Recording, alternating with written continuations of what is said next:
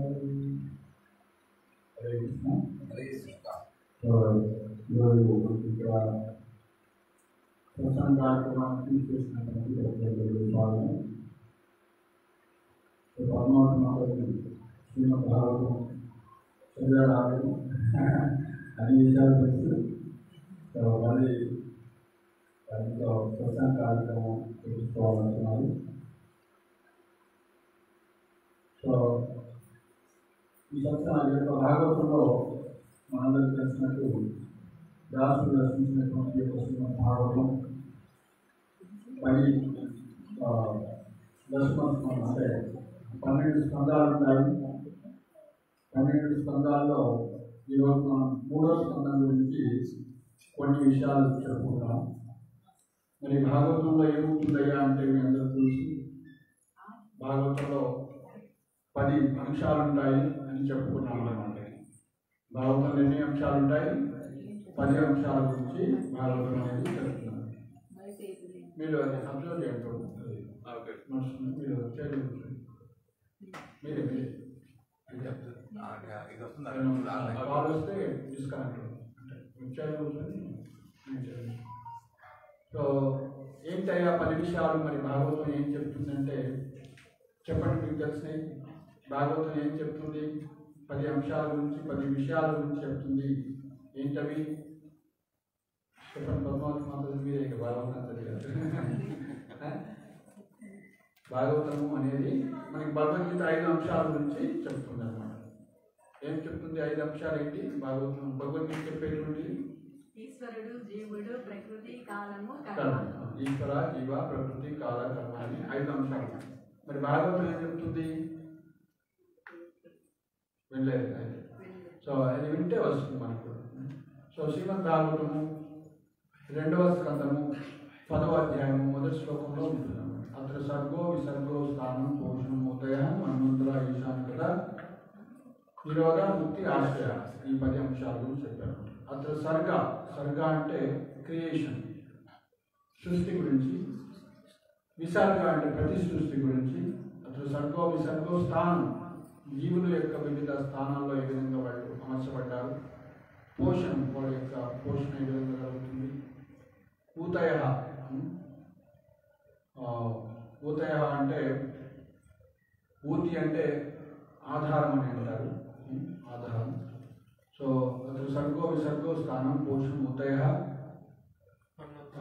మన్మంత్ర ఈశాన్ కదా. మన్మంత్ర అంటే వివిధ మనువుల టైంలో ఎలా పరిపాలన జరుగుతుంది, భగవంతుడు ఎలా అవతరిస్తారు అంటే అన్ని క్యాల్కులేషన్స్ అడ్మినిస్ట్రేషన్ గురించి.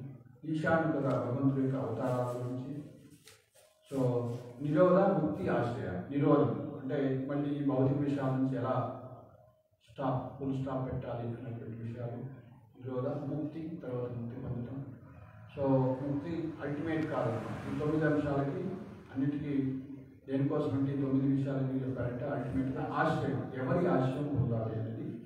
సో కాబట్టి ఈ యొక్క భాగవతాన్ని చదివితే మనకు తెలుస్తుంది ఎవరి ఆశ్రయం పొందాలి. అల్టిమేట్గా కృష్ణుడి యొక్క ఆశ్రయం అంటే కృష్ణుడి గురించి వర్ణిస్తుంది అని. సో కృష్ణ అంటే ఓన్లీ దశమ స్కందాల్లో వస్తుందన్నమాట ఆయన గురించి. కాబట్టి కృష్ణుని అర్థం చేసుకునే ముందు మనం 9 స్కందాలు కింద అర్థం చేసుకొని దశమ స్కందాల్లో కృష్ణుడికి ప్రస్తావన. సో 11, 12 స్కందాల్లో సో ఉద్ధవుడితోటి కృష్ణుడు మళ్ళీ ఉద్ధవ గీత అంటారు. ఉద్ధవుడికి కొన్ని బోధన చేస్తారు, అర్జునుడికి ఏ విధంగా చేశారు. అట్లనే కంక్లూజన్స్ అన్ని కూడా 11, 12 స్కందాలు ఇస్తారు. సో కాబట్టి అల్టిమేట్ ఆశ్రయం కృష్ణుడు. మరి ఎక్కడ ఉన్నాడయ్యా కృష్ణుడు అంటే ఎక్కడ ఉంటాడు కృష్ణుడు?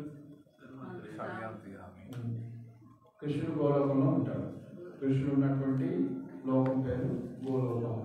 గోలోక ఏవ నివసతి, గోలోక ఏవ నివసతి అఖిలాత్మభూతో, అన్ని జీవుల యొక్క ఉదయాలను కూడా గోలోక ఏవ నివసతి అఖిలాత్మభూతో.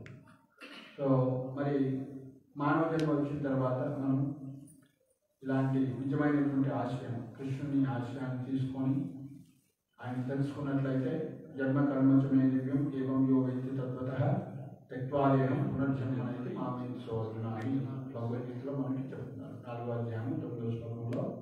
సో నా యొక్క జన్మ గురించి, నా యొక్క కర్మల గురించి ఎవరైతే దివ్యమని తెలుసుకుంటారో వాళ్ళకి పునర్జన్మనైతే మామే సోదరున. సో ఏమి లేదంట, పునర్జన్మ లేదు అంటారు. జన్మ అంటే ఏంటి? పుట్టుక అంటే ఏంటి? మళ్ళీ భూలోకంలో జన్మించు. పుట్టుక అంటే భౌతిక శరీరాన్ని. సో భగవంతుడు కూడా ఈ లోకంలోకి వస్తే ఏమంటారు? ఆయన పుట్టిండి అంటారా? ఏమంటారు? అవతరించారు అంటే ఆయన పుట్టాడు, మళ్ళా పుట్టాడు. ఆయన అపియరెన్స్ అంటారు, అవతరిస్తారు ఆయన అంటే. సో సూర్యుడు ఏ విధంగా అయితే అపియరెన్స్, తూర్పున ఆయన పుట్టట్లేదు, ఆటోమేటిక్గా ఆయన ఆనే ఉంటాడు కానీ తూర్పే అటు వస్తుంది. సో ఆ విధంగా ఆయన ఎప్పుడు ఉంటాడు తూర్పున. అట్లా భగవంతుడు అపియర్ అవుతాడు, జస్ట్ కనపడతాడు. తెలుగులో వాడు కనపడతాడు. భగవంతుడు ఇప్పుడు మనకు కొన్ని సంవత్సరాలు 5,000 సంవత్సరాల కింద ఇక్కడ భూలోకంలో అవపడ్డాడు. ఇప్పుడు అవపడట్లేదు, ఎందుకంటే టైం అయిపోయింది. ఆ టైం అవపడే టైం అయిపోయింది. దాని తర్వాత ఆయన 5 సంవత్సరాల కింద చైతన్య మహాప్రభు వచ్చాడు, అప్పుడు ఒకటాడు, మళ్ళీ అప్పుడు మనం లేము. సో తర్వాత అట్లా మరి నిత్యము మరి ఎవరు చూడగలుగుతారు ఆ గోలోకంలో ఉన్నటువంటి, లేదా ఇప్పుడు కృష్ణుడు ఎక్కడ ఉన్నాడో అవన్నీ ఆయన చూడాలంటే ఏంటంటే మనకి ఒక ఎట్లయితే మనకి ఐసైట్ వస్తే క్యాటరాక్ట్ అంటారు, ఆపరేషన్ చేసి చూడగలుగుతామో ఈ యొక్క భౌతిక ఇంద్రియాలకి భౌతిక కళ్ళతోటి ఆయన అవ్వచ్చాడు అనమాట. సో మరి ఎలా అవుతాడంటే మనం కళ్ళతో కాదు చూడాల్సింది, శబ్దగోచర, శబ్దంతో చూడవచ్చు.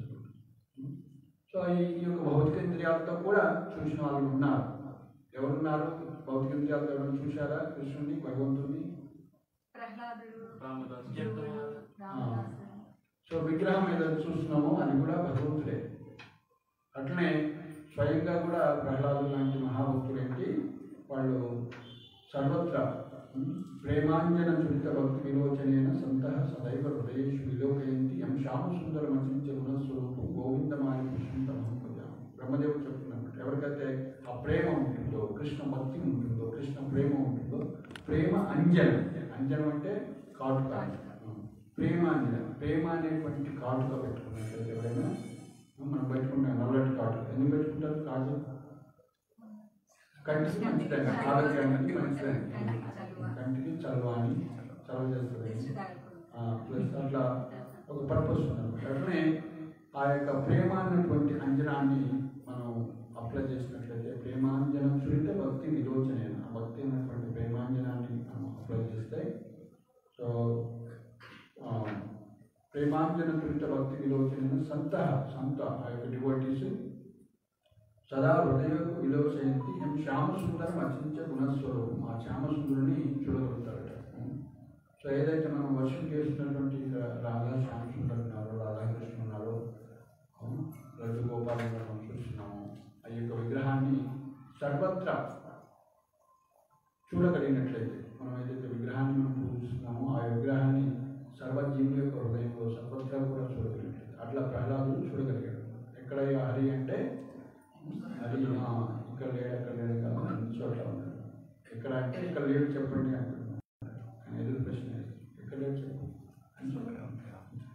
సో కాబట్టి మనకి అట్లాంటి చూసేటువంటి నేత్రాలు రావాలంటే మనం గురువుల యొక్క కృప ఉన్నట్లయితే వస్తుంది. భాగవతం అనేది భగవంతుడి యొక్క సాక్షాత్ కృప అనమాట. మనకి టార్చ్ లైట్ లాగా మనం అజ్ఞానాంధకారంలో ఉన్నప్పుడు మనకి ఒక మార్గదర్శకత్వం, ఒక రాస్తా, ఒక మార్గాన్ని చూపించడానికి టార్చ్ యొక్క అవసరం చీకట్లో. సో ఈ యొక్క భాగవతం ద్వారా మనం కృష్ణుని చూడగలుగుతాం భాగవతంలో. కాబట్టి భాగవత శ్రవణం ద్వారా మనం తెలుసుకోవాలి. సో మరి ఇక్కడ మనం అందరం కూడా చెప్పుకుంటున్నాము, జన్మ కర్మచమే దివ్యం ఏమోపయోగం త్యక్వాదేహం పునర్జన్మ అనేది మామైతే అన్నారు కదా. త్యక్వాదేహం పునర్జన్మ అనేది అంటే ఎందుకు మరి జన్మ తీసుకోకూడదు, మనం ఈ లోపల మళ్ళీ మనం పుట్టాలా, మరి పుట్టుకుని ఉండాలా? ఎందుకు పుట్టకూడదు అంటే జైలు పోయిన తర్వాత మళ్ళీ జైలుకి రావాలా వద్దా, పునర్దర్శనం ప్రార్థిస్తారు. సో కాబట్టి జైలు అనమాట. దుఃఖాలయం శాశ్వత, దుఃఖ ఆలయం. కాబట్టి వస్త్రాలయం పోతే ఏ విధంగా వస్త్రాలు దొరుకుతాయి, పుస్తకాలయం పోతే పుస్తకాలు దొరుకుతాయి, దుఃఖాలయం పోతే మనకి ఆనందం దొరకదు, దుఃఖమే దొరుకుతుంది అందరికీ. సో అది తెలుసుకొని ఎక్స్పీరియన్స్ అయ్యి, ప్లస్ లేదా తెలుగుకెళ్ళే వాళ్ళు శబ్దంతో విని ఇది దుఃఖాలమయ్య ఇక్కడగా మనం ఉండాల్సింది. సో ఆనంద ఆలయంలో ఉండాలి మనం అని. సో దీన్ని కుంట అంటారు, అపోజిట్ కుంట వైకుంఠ అని ఉన్నాడు. సో కాబట్టి విగత కుంట, యాంగ్జైటీ లేనటువంటి దుఃఖం లేని ప్రదేశం పేరే వైకుంఠం. సో మన ఇల్లు ఎక్కడుంది?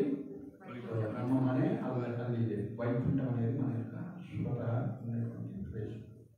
సో మరి మనం ఎక్కడి నుంచి వచ్చామయ్యా? వైకుంఠం నుంచి వచ్చామా, లేకుంటే ఇక్కడే తనలాడుతా ఉన్నాం లైఫ్గా?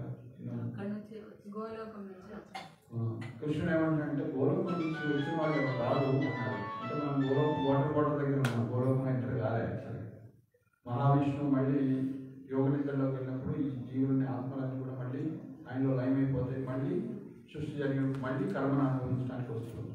సో కాబట్టి మన కర్మని పూర్తిగా నశింపు చేసుకుంటే మనం భగవద్ధామం వెళ్తాము. సో కృష్ణుడు పూజించాలంటే కూడా మనకి కర్మ ఉండకూడదు. తెలుసా? తేషామంతగత పాపం కర్మ పుణ్యకర్మణ ఏ ద్వంద్వ మోహ వినుర్ముక్త భజంతే మాం దృఢవుతారు. దృఢంగా మనం కృష్ణుడు పూజించాలంటే తేషాం అంతర్గతం పాపం, ఎలాంటి పాపం అనేది ఉండకూడదు, ఎలాంటి కర్మ కూడా ఉండదు. సో మంచి కర్మ చెడు కర్మ కూడా ఉండకూడదు. అంతా కృష్ణ భక్తి అంటే భక్తి చేసినట్లయితే అది మంచి కర్మ అంటే ఏముండదు అన్నమాట, అది కృష్ణుడికి అర్పణం అన్నమాట, కృష్ణార్పణంగా ఉంటుంది. సో దాన్ని కర్మ వికర్మ అని ఉంటాయి. భక్తి చేయటాన్ని దాన్ని కర్మ అనరు, వికర్మ కూడా అనరు. ఏమంటారు దాన్ని మరి? భక్తి చేయటాన్ని ఏమంటారు? ఇప్పుడు మనం ప్రసాదం నైవేద్యం దేవుడికి తయారు చేసి పెట్టాం కదా, సో రోజు మన కోసం మనం కుకింగ్ చేసుకుంటే కర్మ అంటారు. మనం కష్టపడి సంపాదించుకున్నాం, మళ్ళీ కొన్ని తింటున్నాం. సో కానీ కష్టపడి సంపాదించి వండి కృష్ణుడు పెట్టామనుకోండి, అదేమవుతుంది? ప్రసాదం. అంటే ప్రసాదం తినడం అనేది యాక్టివిటీస్ చేసినప్పుడు కూడా అది కర్మ కిందకి రాదు, అదేమవుతుంది? అకర్మ. అకర్మ అంటే నో యాక్షన్, దాని మీద రియాక్షన్ ఏముంటుంది. ఈ కర్మ మీద వికర్మ మీద రియాక్షన్ ఉంటుంది. అకర్మ అంటే భక్తి చేసినట్లయితే సో అది ఎలాంటి రియాక్షన్ ఉండదు. సో ఇక్కడ ఏంటి అంటే వ్యవసాయం కానీ ఏదైనా ఉద్యోగం కానీ చేసి వచ్చినటువంటి సంపాదనతో కృష్ణుడికి వంట వండి పెట్టడం అలా ఉంటుంది. సో దాన్ని కర్మ అంటున్నావు. నువ్వేంటి ఏం చేస్తున్నావు? వ్యవసాయం చేస్తున్నావు, లేదంటే కలెక్టర్ జాబ్ చేస్తున్నావు. ఏంటి?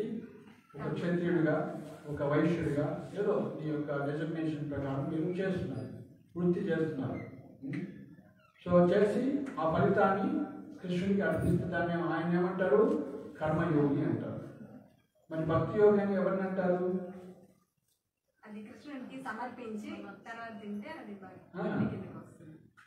కలెక్టర్ కూడా వచ్చిన శాలరీ కృష్ణుడికి ఇస్తే ఆయన భక్తుడు కాదు. వ్యవసాయదారుడు పంట పండించేది భక్తుడికి ఇస్తే కృష్ణుడికి సమర్పించినంత మాత్రం ఆయన కర్మ ఆయన భక్తుడు కాదనమాట. ఎప్పుడు భక్తుడు అవుతాడంటే కృష్ణుడి కోసమే పనిచేస్తే. అర్జునుడు మొదట్లో పని చేయను అన్నాడు, యుద్ధం చేయను అన్నాడు. ఆయన ఎవరు? క్షత్రియుడు. కృష్ణుడి డ్యూటీ ఏంటి? పని చేయాలి, యుద్ధం చేయాలి. సో తర్వాత ఏం చేసిండు? భక్తి చేసిండు. ఆయన కృష్ణుడి కోసం పనిచేసిండు. సో కృష్ణుడు ఏమన్నాడు? నీ డ్యూటీ చేయమన్నాడు, డ్యూటీ చేయాలి నువ్వు అన్నాడు.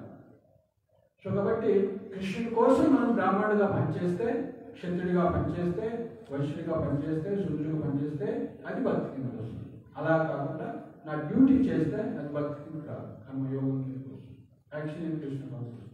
సో అలా వస్తుంది. అయితే మరి ఏది భక్తి అంటారు? వ్యవసాయం చేయటం కర్మ అన్నాము, కలెక్టర్ పని చేయటం కర్మ అన్నాము. మరి దేన్ని భక్తి అంటారు?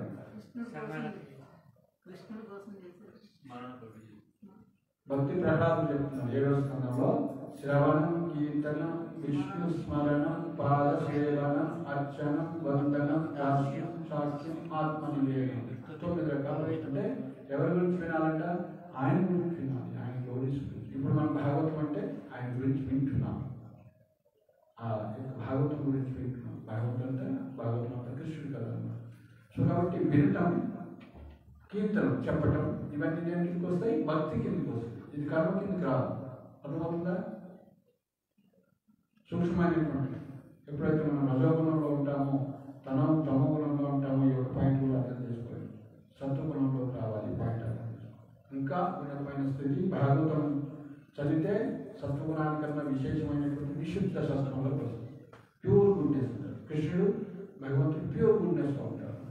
సో కాబట్టి మనం ప్రేరేపించబడుతూ ఉంటాం అన్నమాట కర్మ చేయడం. ప్రతి ఒక్కరు నహి ఖచ్చిత క్షణంగా తీస్తుంది అకర్మకు మనం పని చేయకుండా ఉండలేదు. కాబట్టి ఏం చేయాలి? ఇప్పుడు అకర్మ చేయాలి. ఈ లోకంలో ఉన్నప్పుడు కూడా మనం భక్తి చేస్తున్నట్లు మనం ఆల్రెడీ ధర్మ, అర్థ, కామ, మోక్షాలు సాధించినట్లే, మోక్షాన్ని పొందినట్లు ఆల్రెడీ. ఎప్పుడైతే భాగవతాన్ని మనం వింటున్నామో, భాగవతాన్ని బోధిస్తున్నామో, ధర్మార్థ, కామ, మోక్షాలు ఆల్రెడీ అయిపోయాయి. ఎవరైతే జడ్జిగా జడ్జిమెంట్ చేస్తున్నారనుకోండి, ఆల్రెడీ లా పాస్ అయినట్టే కాదు.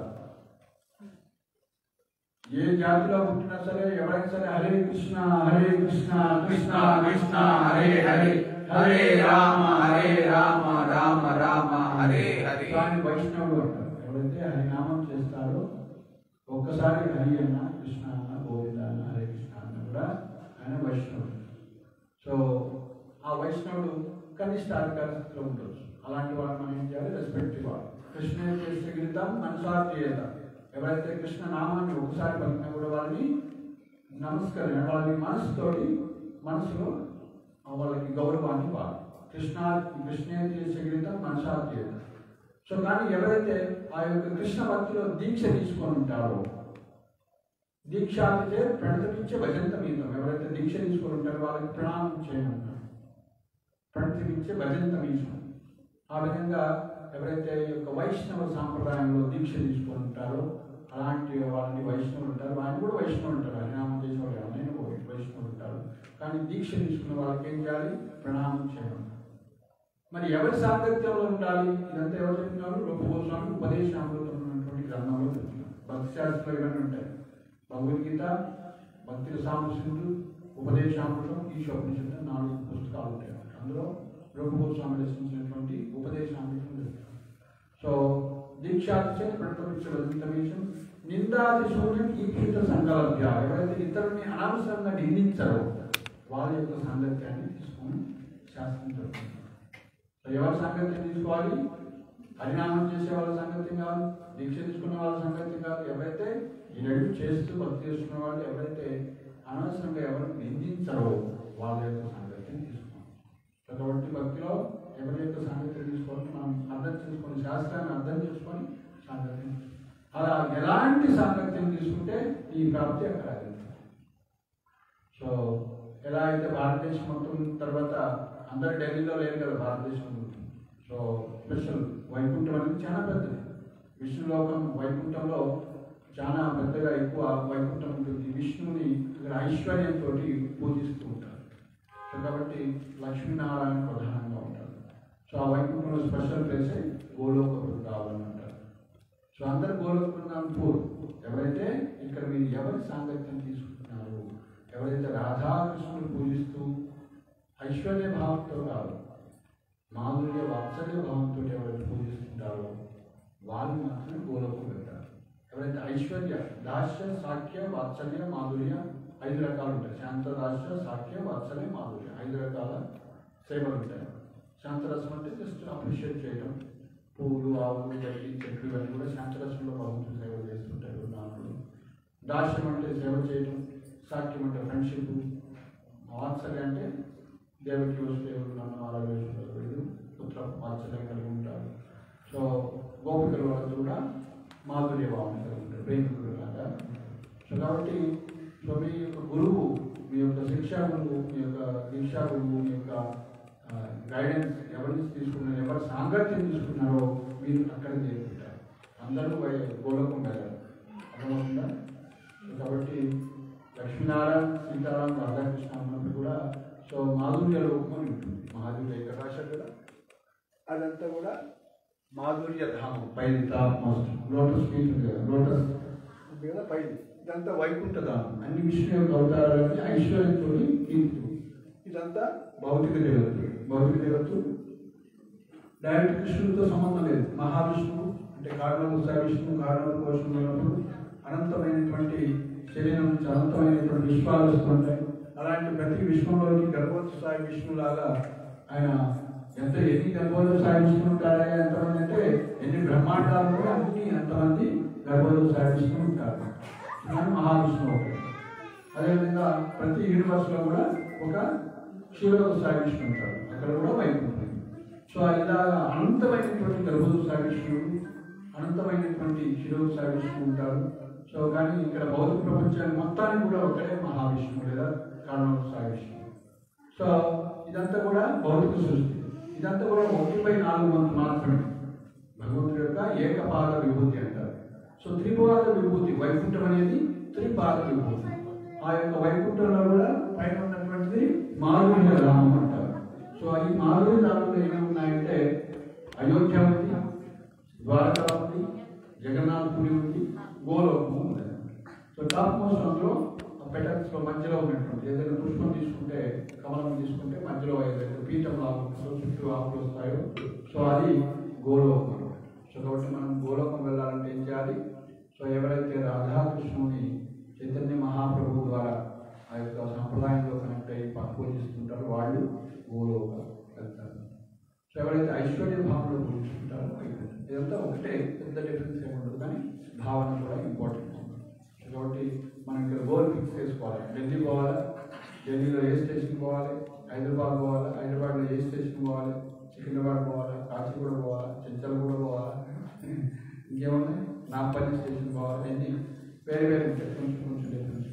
సో కాబట్టి వైకుంఠంలో కూడా సో ఇవన్నీ కూడా శ్రీల ప్రభుపాదుల వారు శ్రీమద్ భాగవతంలో ఈ యొక్క గోలోకం నుంచి వచ్చి ఈ యొక్క గోలోకం రాధాకృష్ణుల యొక్క పూజని ప్రపంచంలో ఆవిష్కరించారు. సో ఇక్కడ మనం ఇప్పుడు ఏం చేద్దాం, ఈరోజు ఈ యొక్క వైకుంఠం ఎలా ఉంటుందో 3వ స్కందంలో మనం 15వ అధ్యాయంలో వైకుంఠ వర్ణన ఉంటుందన్నమాట. అది ఒకసారి చూద్దాం. భగవద్ధామం యొక్క వర్ణన, శ్రీమద్ భాగవతము 3వ స్కందము 15వ అధ్యాయం భగవద్ధామం యొక్క వర్ణన. సో ఈ భాగవతంలో చూసినట్లయితే మనం సంవాదాలు ఉంటాయి, ఒకరు ఇంకొకరికి ఎక్స్ప్లెయిన్ చేసుకుంటారు. విధులు అడిగినటువంటి ప్రశ్నలకి మైత్రేయుని చెప్తున్నారన్నమాట. మైత్రేయవాచ ప్రజాపత్యం సుతస్తేజః పరతేజో హనందితిః దదార వర్షాని శతం శంకమానా సురాధనా. మైత్రేయుడు పలికిన, విదురా, నా గర్భమునందున్న తనయులు దేవతల కలతకు కారణం కాగలరని కశ్యపుని భార్య గురించి అవగాహన చేసుకోగలిగింది. ఆ విధంగా ఆమె కశ్యపుని శక్తివంతము వీర్యమును 100 సంవత్సరాలు భరించను. సో వైకుంఠ వర్ణన మనకు వచ్చినప్పుడు మైత్రేయుడు విదురుడు చెప్తున్నారు ఏమని అంటే, ఈ లోకంలో ప్రజలందరూ కూడా సృష్టించిన వాళ్ళలో బ్రహ్మ యొక్క పుత్రుల్లో కశ్యప ప్రజాపతి కూడా ఉన్నారన్నమాట. కశ్యపుడు ఎవరి పుత్రుడు? మరీషి పుత్రుడు. బ్రహ్మపుత్రుడు మరీషుడు, మరీషి పుత్రుడు కశ్యప. సో కశ్యప ప్రజాపతి అంటారు. ఆ కశ్యప ప్రజాపతికి సో దితి, అతిథి వీళ్ళంతా కూడా భార్యలు అన్నమాట. దితి ద్వారా రాక్షసులు, అదేవిధంగా అతిథి ద్వారా దేవతలు పుడతారు. ఆ దితి గర్భంలోకి ఆ యొక్క గర్భం అనేది సంధ్యా టైంలో అంటే చెడు టైంలో అయింది కాబట్టి సో ఈ యొక్క ఇద్దరు జయవీరులు అయిన వాళ్ళిద్దరు కూడా ఎంటర్ అవుతారు అనమాట. వాళ్ళు ఆ సంధ్యా టైంలో శివుడు తిరుగుతూ ఉంటారు అనమాట. సో ఎవరైతే సంధ్యా టైంలో కొన్ని ఉంటాయి అన్నమాట నిషేధాలు చేయకూడదు, అలా ఆమె గర్భవతి అయినప్పుడు ఈ యొక్క ఇద్దరు అంటే కశ్యపుడు చెప్తారు, నీ గర్భంలోకి భయంకరమైనటువంటి లోకానికి కంటకుడైనటువంటి ఇద్దరు రాబోతున్నారు అంటే ఆమె కూడా భయం చేస్తుంది. మరి వీళ్ళు లోకానికే హాని చేస్తున్నారు కాబట్టి మరి నేను వీళ్ళని బయటికి పంపొద్దని ఏం చేస్తుంది, పాపం 100 సంవత్సరాలు భరిస్తుంది. 100 సంవత్సరాలు గర్భంలో అయితే 100 సంవత్సరాలు గర్భంలో ఉన్నప్పుడు కూడా ఈ యొక్క ప్రభావం అనేది ఈ లోకాన్ని అంధకారంలోకి పడేస్తుంది. వాళ్ళంతా పవర్ఫుల్ ఉన్నారు, దేవతల కన్నా కూడా ఎక్కువ పవర్ఫుల్ ఉన్నారు. లోకే తేనాహతా లోకే లోకపాలాహతౌ జనజసః న్యవేదయన్ విశ్వసృజే ధ్యాయన్ ధ్యాంతా వ్యతికరం దిశాం. దితి యొక్క గర్భ తేజస్సు ద్వారా అన్ని లోకములందు సూర్యచంద్రుల కాంతి సన్నగిలింది. ఆ తేజస్సుే కలచెందిన వారై వివిధ లోకపాలకులు అన్ని దిక్కుల యందు ఆవరించున్న అంధకారం ఏమిటి అని సృష్టికర్తలు బ్రహ్మని అడుగుతున్నారు. దేవుడు అంటే మనకి టైం కొంచెం తగ్గించడం కోసం ప్రతి శ్లోకం చదవకుండా ఇంపార్టెంట్ శ్లోకాలు. భాగ్యవంతులకు దేవతలు పలికి, ఓ గరుడ, ఓ బ్రహ్మదేవుని అడుగుతున్నారన్నమాట, నీవు చక్కగా ఎదిగి ఉన్నట్టు మాకు ఉద్విగ్ధతను కలిగించేవు ఈ అంధకారము ఒకసారి కాల్చును. కాల ప్రభావము నన్ను శోధించలేనందున నీకు అప్రకటితమైనటువంటి ఏది లేదు. సో కాబట్టి కాల ప్రభావం బ్రహ్మదేవుని కవర్ చేయలేదని చెప్తూ కలిగించదు కాబట్టి కాలం నేను సృజించలేదు కాబట్టి నీకు అన్నీ తెలుసు అని అడుగుతున్నాను. ఓ దేవదేవ, ఓ విశ్వపోషక, ఓ దేవతాశిలోమని ఆధ్యాత్మిక భౌతిక విలువలందరి సమస్త జీవుల మనోభావములను నీవు ఎదిగి ఉన్నావు. అన్ని జీవుల యొక్క ఏమి ఆలోచిస్తున్నారు, ఏం చేస్తున్నారు. ఎందుకంటే ఈ లోకంలో ఉన్న అందరూ జీవులు ఎవరి నుంచి పుడతారు? బ్రహ్మదేవుడి నుంచే వస్తారు. దేవతలు కానీ ముల్లోకాల్లో ఉన్నటువంటి మనుషులు కానీ ఇంకా కింద లోకాల్లో ఉన్నటువంటి ఎవరైనా సరే అందరూ కూడా బ్రహ్మ నుంచే సృష్టించబడతారు. ఓ బల విజ్ఞానములకు ఆదికారుడుగా నీకు వందనములు. దేవదేవుని నుండి నీవు హృద రూపముకు రజోగుణమును గ్రహించితివి. హృదరూపముకు రజోగుణము గ్రహించితివి. బాహ్యశక్తి సహాయంతో నీవు అవ్యక్త మూలం నుండి జన్మించి ఉంటివి. నీకు నమస్సులు. చూడండి, ఆయన ఏం గ్రహించాడట? రజోగుణాన్ని గ్రహించాడు. ఎవరి నుంచి? దేవదేవుడి నుంచి, భగవంతుడి నుంచి. ఓకే, అవ్యక్త మూలం నుండి నీవు జన్మించివి. నీకు నమస్సులు. బ్రహ్మదేవుడు ఎలా జన్మించాడు అందరికి తెలుసు కదా. ఎవరు బ్రహ్మదేవుడు తండ్రి? ఇక్కడ గర్భోదక సాయి విష్ణువు యొక్క నాభిలోంచి కమలం వస్తే ఆ కమలంలో ఆయన కమలం నుంచి స్టెమ్ వస్తుంది. ఆ కాడలో ఉన్నటువంటి ఆ విధంగా చివరిలో ఉన్నటువంటి కమలంలో పోతాడు. సో కాబట్టి ఎన్ని బ్రహ్మాండాలు ఉన్నాయో అంతమంది బ్రహ్మదేవుడు, అంతమంది గర్భోదక సాయి విష్ణువులు ఉంటారు అన్నమాట. ఓకే, సో అలా చెప్తున్నారు అన్నమాట. హే ప్రభు, ఈ లోకములన్నీ నీ అందే నిలిచి ఉన్నవి. జీవులందరూ నీ నుండే ఉద్భవించింది. అనగా ఈ విశ్వములకు నీవే కారణము. అన్యముగా నిన్ను ధ్యానించువాడు భక్తి యోగముగా పొందును అని చెప్తుంది. ఆ విధంగా అనన్యంగా నిన్ను ధ్యానించేవాడు భక్తి కూడా పొందుతాడు, భక్తి యోగాన్ని పొందుతాడు. సో ఈ విధంగా ప్రాణాయామం ద్వారా ఇంద్రియ మనస్సును నిగ్రహించి తత్ఫలితంగా అనుభవించడం మరియు పరిపక్వత కలిగిన వారు యోగులుగానైనా వాళ్లకు ఈ భవిష్యత్తు అపజయమీ లేదు. అట్టి యోగ పూర్ణత్వం ద్వారా వారు నీ కరుణను పొంది ఉంటే అందులో కారణం. సో కాబట్టి ఈ లోకంలో ఏది సాధించాలన్నా కూడా మనం ఏం చేయాలి? తపస్సు అనేది, యోగం అనేది చేయాలి. తపస్సు అనేది చాలా ఇంపార్టెంట్. ముక్కుకు వేయబడిన త్రాడు చేత వృషమును నడుపబడినట్లుగా విశ్వమనందరి జీవులందరూ వేద నిర్దేశం ఉంటే నడపబడుతుంది. వేదవాగ్మయమునందు విధించబడిన నియమములను ఎవరినూ ఉల్లంఘించదాడు. అట్టి వేదమును పొసిగిన ప్రధాన పురుషునకు మా నమస్సులు. ఆ విధంగా వేదాలను ఎవరిచ్చారు? 4 వేదాలు కృష్ణుడి నుంచి వచ్చిన తర్వాత బ్రహ్మదేవుడు ఇతరులకి ఇస్తారు. దేవతలు బ్రహ్మదేవుడిని ప్రార్థించారు. మేము దుఃఖమైన స్థితి ఎందుపడిన కారణమున దయవుంచి కరుణాభక్తులతో గాంచుము. అంధకారం వలన మా కర్మలన్నీ నిలిచిపోయినవి. ఇంధనము అగ్నిని వర్ధిల్ల చేయనట్లుగా కశ్యపుని వీర్యం చే తయారైన దిశగర్భము విశ్వమంతటను అంధకారమును కలుగజేసింది. సో ఈ విధంగా దేవతలందరూ కూడా బ్రహ్మదేవుడికి విన్నవించుకుంటారు. అయ్యా, మేమంతా ఈ యొక్క లోకమంతా కూడా అంధకారం అవుతుంది సో అని బ్రహ్మదేవుని స్తుతించి దీని నుంచి బయటపడే మార్గాన్ని మాకు ఉపదేశించండి అని చెప్తారు. మైత్రేయుడు పలుకు శబ్దఘోషులకు బ్రహ్మదేవుడు ఆ విధంగా దేవతల ప్రార్థించే ముదముందిన వాడే వారిని సంతోషపరుచ యత్నించను. బ్రహ్మోవాచ మానసామి సుత యుష్మాత్ పూర్వజ సనకాదయః చేరుర్విహాయ స లోకాల్లోకేషు విగతస్పృహః. బ్రహ్మదేవుడు పలుకు, నా మానస పుత్రులకు సనక సనాతన సనంద సనత్ కుమారుడు మీకు ముందు పుట్టినవాడు. కొన్ని మార్లు వారు ఎటువంటి విశేషమగు కోరిక లేకనే ఆధ్యాత్మిక భౌతిక ఆధ్యాత్మిక ఆకాశం వరకు సంచరించుకుంటారు. సో కాబట్టి బ్రహ్మదేవుడి యొక్క మొదటి సంతానం ఎవరు? సనక సనత్ కుమారుడు. మీ అందరికన్నా సీనియర్స్ అని చెప్తున్నారు అనమాట. మీకు ముందు పుట్టినవాడు. వాళ్ళు అప్పుడప్పుడు ఎట్లాంటి కోరికలు ఏం లేకుండా అన్కండిషనల్ అలా కోరుకుంటారు, ట్రావెలింగ్ చేస్తూ ఉంటారు అనమాట. ఆ విధంగా విశ్వమంతటిని పర్యటించిన పిలుపుట వారు ఆధ్యాత్మిక ఆకాశంలో ప్రవేశించి ఆధ్యాత్మిక ఆకాశంలో వైకుంఠములుగా పిలువబడు ఆధ్యాత్మిక లోకములు కావు. అవి పూర్ణ పురుషోత్తముడకు భగవానుడికి మరియు అతని విశుద్ధ భక్తులకు నివాస స్థానములు. సమస్త భౌతిక లోకవాసులచే అవి వందనీయములై ఉన్నవి. ఆ విధంగా ఒకసారి వాళ్ళు ఏం చేస్తారు? ఆధ్యాత్మిక ఆకాశానికి వెళ్తారు. తిరుగుతి అడిపోయారు.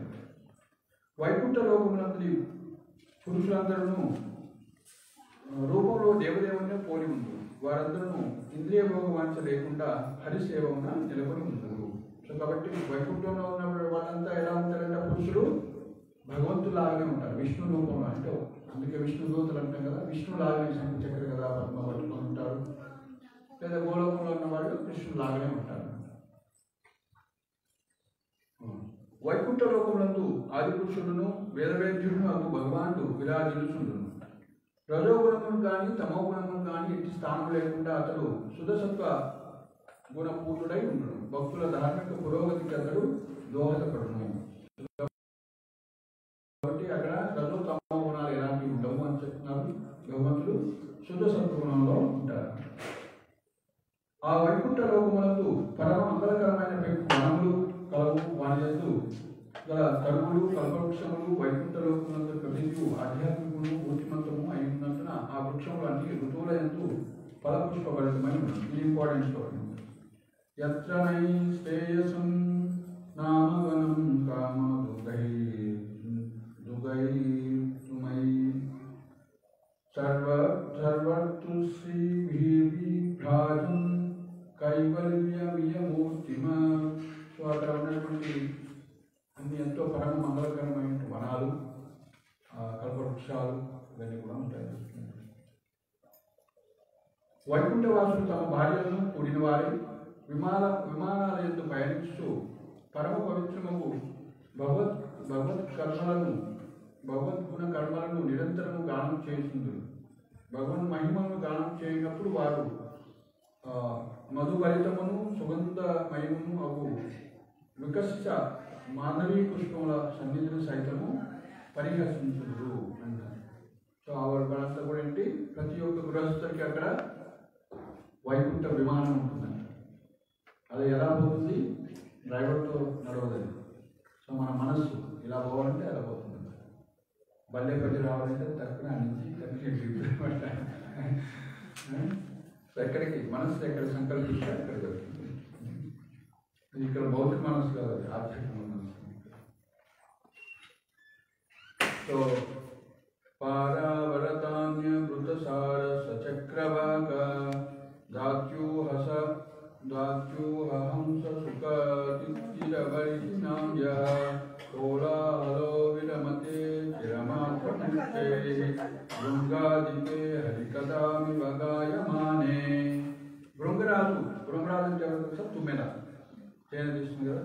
భృంగరాజు ఉచ్చైశ్వర్యమున హరికథను గానం చేయనప్పుడు పావురములు, కోయిలు, కొంగలు, చక్రవాహనములు, హంసలు, చిలుకలు, తిత్తిరి పక్షులు, నెమళ్ళు మొదలగు పక్షులు కోలాహలము కొంత తడువు నిలిచిపోవును. భగవన్ మహిమలను శ్రవణం చేయుటై ఆ దివ్య పక్షిజాలము తమ గానము ఆపివేసింది. భృంగరాజు అంటే కదా, అది తొమ్మిది అంటారు కదా. సో అది జుమ్ అని అది పాట పాడుతున్నప్పుడు నెమళ్ళు కానీ చక్రవాహాలు, కొంగలు, కోయిలు ఇవన్నీ కూడా తమ పాటలను ఆపుతాయట. సో వైకుంఠంలో స్వభావం ఉంటుందన్నమాట. సో ఒకరికి ఈర్ష్య అనేది ఉంటుంది అన్నమాట. ఎవరిని పాడుతుంటే నేను నాకన్నా బాగుపడుతున్నది వాళ్ళు వింటారు. ఇక్కడ చూద్దాం వివరణ. వైకుంఠం యొక్క పూర్ణ స్వభావం ఈ శ్లోకంలో వెల్లడైంది. అక్కడ గల పక్షులకు ఇతర లోక వాసులకు భేదం లేదు. అక్కడ పక్షులు కానీ ఏ చెట్టు కానీ వీటికి వాటికి తేడా ఉంటారు. అన్ని కూడా ఆధ్యాత్మిక ఆకాశంలో స్థితి ఎట్టుదనగా ప్రతిదీ ఆధ్యాత్మికమే, వైవిధ్యపూర్ణమే అయి ఉంటుంది. ఆధ్యాత్మిక వైవిధ్యం అనగా ప్రతిదీ చైతన్యవంతమై ఉండదు. చేతన రహితమైనది ఏది ఉండదు. అక్కడ వృక్షాలు, స్థలము, మొక్కలు, పుష్పాలు, పక్షులు, జంతువులు అన్నీ కూడా కృష్ణభక్తి భావన స్థితి అంతే ఉండదు. వైకుంఠ లోకమందరి ప్రత్యక్ష లక్షణం ఏమనగా అచ్చట ఇంద్రియ భోగం అనే ప్రశ్న లేదు. దేవి కూడా నా స్వార్థం అంటూ ఏముంటుంది. ఇంద్రియ భోగం అంటే ఏంటి? ఫస్ట్ కామం అంటే ఏంటంటారు, ప్రేమ అంటే ఏంటంటారు? కామం అంటే ఆత్మేంద్రియ ప్రీతివాంఛ బోలే తారణ కామం అంటే నా యొక్క ఇంద్రియాలని తృప్తిపరచుకోవాలనేది కామం. కృష్ణేంద్ర ప్రీతివాంఛ, ఫస్ట్ కృష్ణుడి యొక్క ఇంద్రియాన్ని. సో తల్లికి లడ్డు దొరికింది, ప్రసాదం దొరికింది, అమ్మ ఉంది, ఏం చేస్తుంది? అప్పుడు ఫస్ట్ ఏం చేస్తుంది అమ్మ? తినాలనుకుంటుందా? అందుకే తల్లి ప్రేమ అంటారు. చూడండి, ఈ లోకంలో ప్రేమకి జస్ట్ ఒక ఎగ్జాంపుల్ ఇస్తారు, కొంచెం మంచిగా తల్లి ప్రేమ. సో తల్లికి ఏమంటుంది? మన పిల్లవాళ్ళకి ఫస్ట్ ఇవ్వాలి, తినిపించాలి, కన్నులు పెట్టాలి, అట్లీస్ట్ తన సంతానాన్ని. సో అట్లా భగవంతుడు సో మనందరికీ కూడా తల్లి తండ్రి. సో ఆ విధంగా ప్రేమ అంటే కృష్ణేంద్రియ ప్రీతి, కృష్ణుడి యొక్క ఇంద్రియాలకి ఆనందాన్ని ఇవ్వాలి. సో గోపికలు వాళ్ళ రోజు డ్రెస్ వేసుకునేది ఎందుకు అంటే కృష్ణుడికి ఆనందాన్ని ఇవ్వడం, మంచిగా అలంకరించుకోవడం. వాళ్ళ ఇంద్రియాలు నాకు ఆనందం వస్తుంది, కృష్ణుడికి ఆనందాన్ని. ఎందుకంటే కృష్ణుడు బాధపడతాడు, మన నుంచి లేకుంటే కృష్ణుడికి ఆనందం రాదు కాబట్టి. సో రెండు మంచి తయారు. సో ఆ విధంగా ప్రతి కూడా చైతన్యం కలిగి ఉంటుందని ఇక్కడ చెప్తున్నారు. సో వైకుంఠ లోకములందరి ప్రత్యేక లక్షణం ఏమనగా అసలు ఇంద్రియ భోగం అనే ప్రశ్న లేదు. భౌతిక జగమందు గాలి కూడా తన గాన మధురమని ఆస్వాదిస్తుంది. గాన మధురిమని ఆస్వాదిస్తుంది. కానీ వైకుంఠమునందు మాత్రం నెమలి చక్రవాహము, గాలి కూడా అంటే గాలి అంటే పెద్ద గ్రేట్ సింగర్ ఏం కాదు, కానీ నేను గ్రేట్ సింగర్ అనేది అది గ్యాన్ నడుస్తూ ఉంటున్నాను. నేను గొప్ప సింగర్, ప్రతి వాటి లోకంలో నేను గొప్ప, అహమ్మేది నేను గొప్ప, మామూలు గొప్ప అనేటువంటి ఇది ఉంటుంది. సో గాడిద లాంటిది కూడా అని చెప్తుంది భౌతిక లోకం. కానీ వైకుంఠంలో ఎట్లా ఉంటుందంట, కానీ వైకుంఠం ముందు మాత్రం నెమలి చక్రవాహము కోయిల వంటి పక్షులు బృంగములు కావించేది హరినామ కీర్తనలు వినుటకే ప్రాధాన్యత ఇచ్చును. శ్రవణ కీర్తనాలతో ఆరంభమయ్యేది భక్తియోగ నియమములు వైకుంఠ లోకమున అతి ప్రధానమై ఉండును. శ్రవణ కీర్తనం అంటే భగవంతుడి గురించి వినటం, భగవంతుడి గురించి చెప్పడం అనేది ప్రధానమైనది అని చెప్తున్నాను. ఓకే. మందారము కుందం, ఇది కూడా ఇంపార్టెంట్ శ్లోకం. మందార కుంద కురువోత్పల్ల చంపకాన పున్నాగనాగవ కులాంబుజ పారిజాత గంధే చితే తులసికాపరనేన దశ్య యస్మిన్ తప సుమనసో బహుమానయంతి. ఎన్నో పుష్పాలు ఉంటాయి కదా వైకుంఠంలో. సో అవన్నీ కూడా ఎంత గొప్పవి ఒక్కొక్కటి. సో కానీ తులసిదేవి వాటికన్నా ఎక్కువ తపస్సు చేసిందని వాళ్ళకి తెలుసు అన్నమాట. కాబట్టి తులసికి ప్రాధాన్యత ఉంటుంది. మందారము కుందము కురువకము ఉత్పలము చెంపకము అర్ణము పున్నారము నాగకేశరము బకులము పద్మము పారిజాతం వంటి పూల చెట్లు దివ్య సుగంధములే అయినను తులసి కావించేది తపస్సును అవి ఎరిగి ఉండును.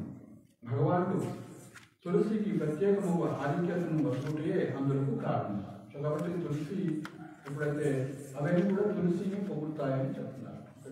తులసి వచ్చినట్లు అందుకే పూజలో మనం ఒక తులసి సేవ చేసినట్లయితే, తులసిని అర్పించినట్లయితే అన్ని పుష్పాల వర్గం వస్తుంది అని గొప్పదని మనం భక్తులు ముఖ్యంగా తులసి లేకుండా ఏది నైవేద్యం కానీ అలంకరణ కానీ చేయరు. వైకుంఠ వాసులు వైఢూర్య మరకత కనుక నిర్మితములో విమానములందు ప్రయాణికులు విశాలము పిరుదులు సుందర దరహాస వదనములు కలిగిన తమ భార్యతో పరివృత్తులైనప్పటికీ వారి సరసాలాసు సుఖసించే ఆ లోకవాసులు కామ వికారం పొందలేరు. వాళ్ళెంతో ఆనందంగా ఎంతో బలిష్టంగా ఉన్నప్పుడు కూడా ఎలాంటి కామం అనేది వాళ్ళని ఆవరించమని చెప్తున్నారు. వైకుంఠమునందరి వనితలు సాక్షాత్గా లక్ష్మీదేవి అంతటి సౌందర్యవంతులై ఉంటుంది. శ్రీ రుక్మిణి కన్వయతి చరణారవిందం లీలాంబుజేన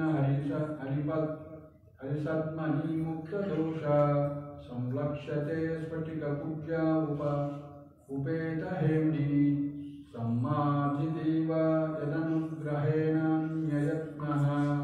వైకుంఠ లోకమునందరి వనితలు సాక్షాత్తుగా లక్ష్మీదేవి అంతటి సౌందర్యవంతులై ఉంది.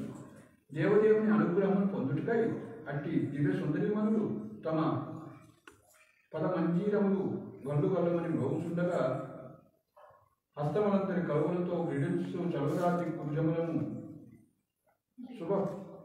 శుభ్రపరుచుతున్నట్లుగా కొన్ని మాటలు గోచరించరు. సో అక్కడ వైకుంఠం ఎలాంటి డస్ట్ ఏమి ఉండదు అన్నమాట. చలువరాతి అంటే పాలరాతి ఉంటాయి అన్నమాట, వెరీ నీట్ అండ్ క్లీన్ అన్నమాట. సో కానీ భగవంతుడి యొక్క కృప పొందడానికి వాడు కూడా చీపులు పట్టుకొని ఊడుస్తున్నట్టు యాక్షన్ చేసి ఊడిసి కృష్ణుడు నా సైడ్ చూస్తాడేమో, నేను సేవ చేసినప్పుడు మెచ్చుకుంటాడేమో, నాకు ఆయన కరుణ నా మీద పడాలి అన్నటువంటి ఉద్దేశంతో వాళ్ళు కూడా సేవ చేస్తూ ఉంటారని చెప్తున్నారు.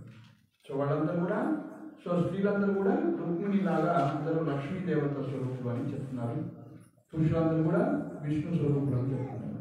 సో అందుకే భగవంతుడు అనేక మంది లక్ష్మీ దేవతలతో సేవ చేయబడతారంటారు. వాళ్ళెవరు లక్ష్మి భగవంతుడి యొక్క భార్యలు కాదు, ఇతరుల యొక్క భార్యలే, కానీ వాళ్ళు లక్ష్మి లాగా ఉంటారని చెప్తున్నారు అనమాట. సో ఆ విధంగా వైకుంఠంలో వర్ణన చేస్తూ వైకుంఠంలో ఇంద్రియ భోగం అనేది ఉండదు, కామం అనేది ఉండదు, అంతా కూడా భగవంతుడి యొక్క ప్రీతి ప్రకారమే జరుగుతూ ఉంటుంది. ఓకే. లక్ష్మీదేవి తన ఉద్యానవనంతరి దివ్య సరోవరంలోని పగడ తటములపై భగవాన్ని తులసీదళంతో అర్చించును. భగవాన్ని అర్చించినప్పుడు నిర్మల జలమునందు ఆమె గుణతమగు నాశికతో శోభిల్లు తన సుందరమగు ముఖమును గాంచును. భగవాన్ని చుంబనముచే ఆమె వదనము మరింత సుందరముగా అయినట్లు గోచరించుకుంటున్నాను.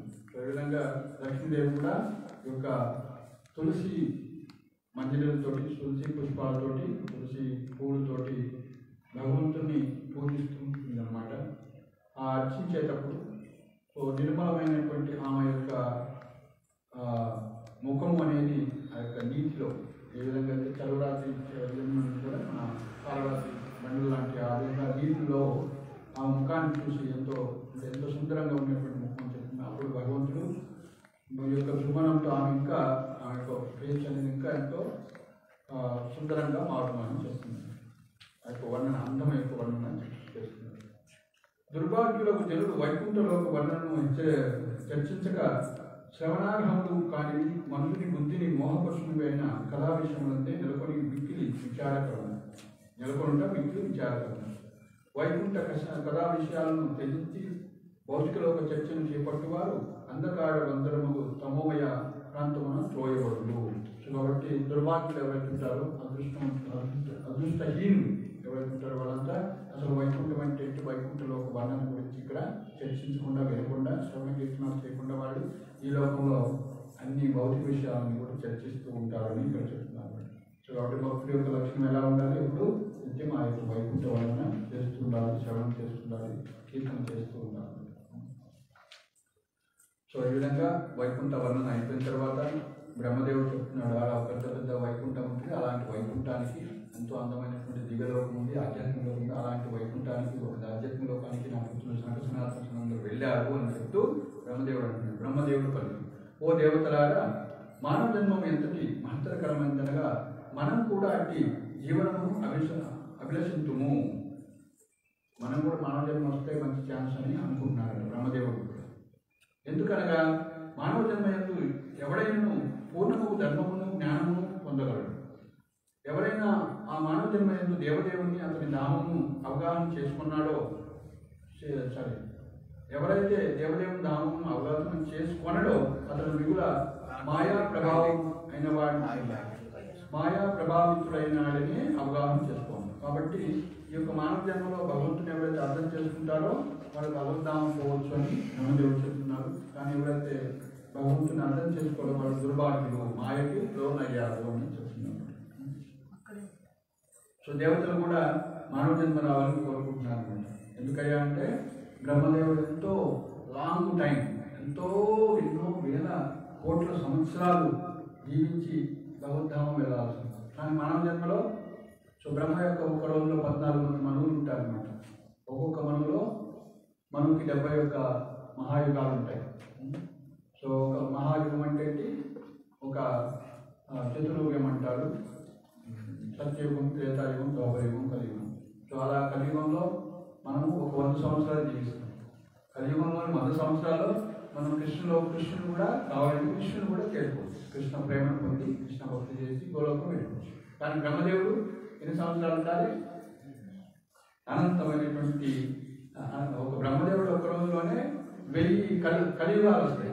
1000 కలియుగాలు వస్తాయి ఒక్కరోజు. ఆయన ఇంటూ 356 అంటే ఒక సంవత్సరంలో 356, 1000 ఇంటూ 356 ఎంత? 3,56,000 కలియుగాలు. అలా ఇంటూ 100 సంవత్సరాలు మళ్ళీ 3,56,000 కలియుగాలు ఇంటూ మళ్ళీ 100 ఏమవుతుంది?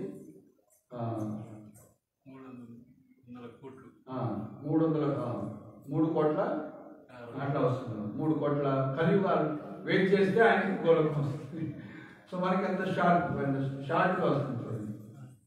300 కోట్లు ఆయన ఇవన్నీ నిర్వహణ చేసి వీళ్ళందరి గొడవలను తీర్చి ఇంత పని చేసి చేస్తే ఆయనకి గోళకం పోయేటువంటి అవకాశం. ఎందుకు? చిన్న కోరికలు కలగటం వల్ల ఈ లోకంలో బ్రహ్మగా వచ్చింది కాబట్టి. సో కాబట్టి గోళకం వెళ్ళాలంటే మనకి ఎలాంటి ఉండాలి? కోరికలు 0 కోరిక. కాబట్టి ఎలాంటి భౌతిక కోరికలు లేకుండా కృష్ణుడి ప్రీతి, కృష్ణుని ఆనందం కోసమే మనం పనిచేసినట్లయితే సో మరి ఎలా వస్తుందా కృష్ణ ప్రేమ, కృష్ణ భక్తి ఎలా వస్తుందయ్యా అంటే అలాంటి నిష్కించన భక్తి, అకించన భక్తి. ప్రహ్లాదుని అడుగుతాడు నరసింహస్వామి, నేను వచ్చాను స్వయంగా, మీరు నేను కోరుకోండి. స్వామి నాకేమొద్దు కోరికలు, నాకు ఎలాంటి భౌతికలు, సరే నువ్వు అంతగా అడుగుతున్నావు కాబట్టి ఒక వరమివు నాకు, నా మనసులో ఎలాంటి భౌతిక కోరిక లేకుండా ఉండే విధంగా వరాన్ని ఇవ్వాలి, నాకు బై ఛాన్స్ కూడా ఎలాంటి భౌతిక కోరిక లేకుండా ఉండే విధంగా ఇవ్వమని. సరే ఇంకోటి ఏమైనా కోరుకోమంటే అది ఇస్తాననేసి, సో మా తండ్రి గారు ఇంత చేసినప్పుడు కూడా ఆయనకి ముక్తినివ్వండి అంటే, మీ తండ్రి కాదు ఎవరైతే నా భక్తులు అవుతారో, వైష్ణవులు అవుతారో వాళ్ళ యొక్క ఈ సప్తాహి 21 తరాలు వైకుంఠానికి వస్తాయి. సో ప్రహ్లాద్ యొక్క కొడుకు ఎవరు? ప్రహ్లాద్ కొడుకు పేరేంటి? నెక్స్ట్ తరం విరోచనుడు. విరోచనుడు కొడుకు పేరు కొడుకు బలిమహారాజు. సో కాబట్టి సో నెక్స్ట్ బలిమహారాజు ఇంత దేవతల యొక్క రాజ్యాన్ని అపహరించినప్పుడు కూడా సో కాబట్టి వాళ్ళందరినీ రక్షించాలి కాబట్టి భగవంతుడు వాళ్ళని చంపలేదు. టెక్నికల్గా ఆయన జస్ట్ రాజ్యాన్ని తీసేసుకొని సో ఆయన అతల తరాతల మహాతల చాలా పాతాల లోకంలో ఆయన నుంచి అక్కడ బలిమహారాజు కూడా ఉండి అక్కడ గేట్ కీపర్గా ఉన్నారనమాట. సో ఆ గేట్ కీపర్గా ఉంటారనమాట అక్కడ. సో ఆ విధంగా లీల ద్వారా ఆయన చంపలేదు. బలిమహారాజు కూడా భక్తులే కాబట్టి సో ఆయన 90 భక్తుల్లో 9 మార్గాలు ఉంటాయి. శవరం, కీర్తనం, విష్ణు స్మరణం, పాదసేవనం, అర్చనం, వందనం, దాస్యం, సాఖ్యం, ఆత్మనివేదనం 9. సో శ్రవణానికి భక్తి మార్గంలో ఉదాహరణ అంటే పరీక్షిత్ మహారాజు, కీర్తనానికి సుఖదేవ గోస్వామి, విష్ణు స్మరణానికి ప్రహ్లాదు, పాదసేవనానికి ఎవరు భగవంతుడు పాదసేవనం చేసే టాప్ మోస్ట్ లక్ష్మీదేవి. పాదసేవనానికి ఎగ్జాంపుల్ లక్ష్మీదేవి. శ్రవణానికి ఎగ్జాంపుల్ పరీక్షిత్ మహారాజు. అంటే శ్రవణం చేసి భాగవత శ్రవణం చేసి భగవంతుడు శ్రవణం చేసి భగవద్ధామం పొందినవాడు పరీక్షిత్ మహారాజు.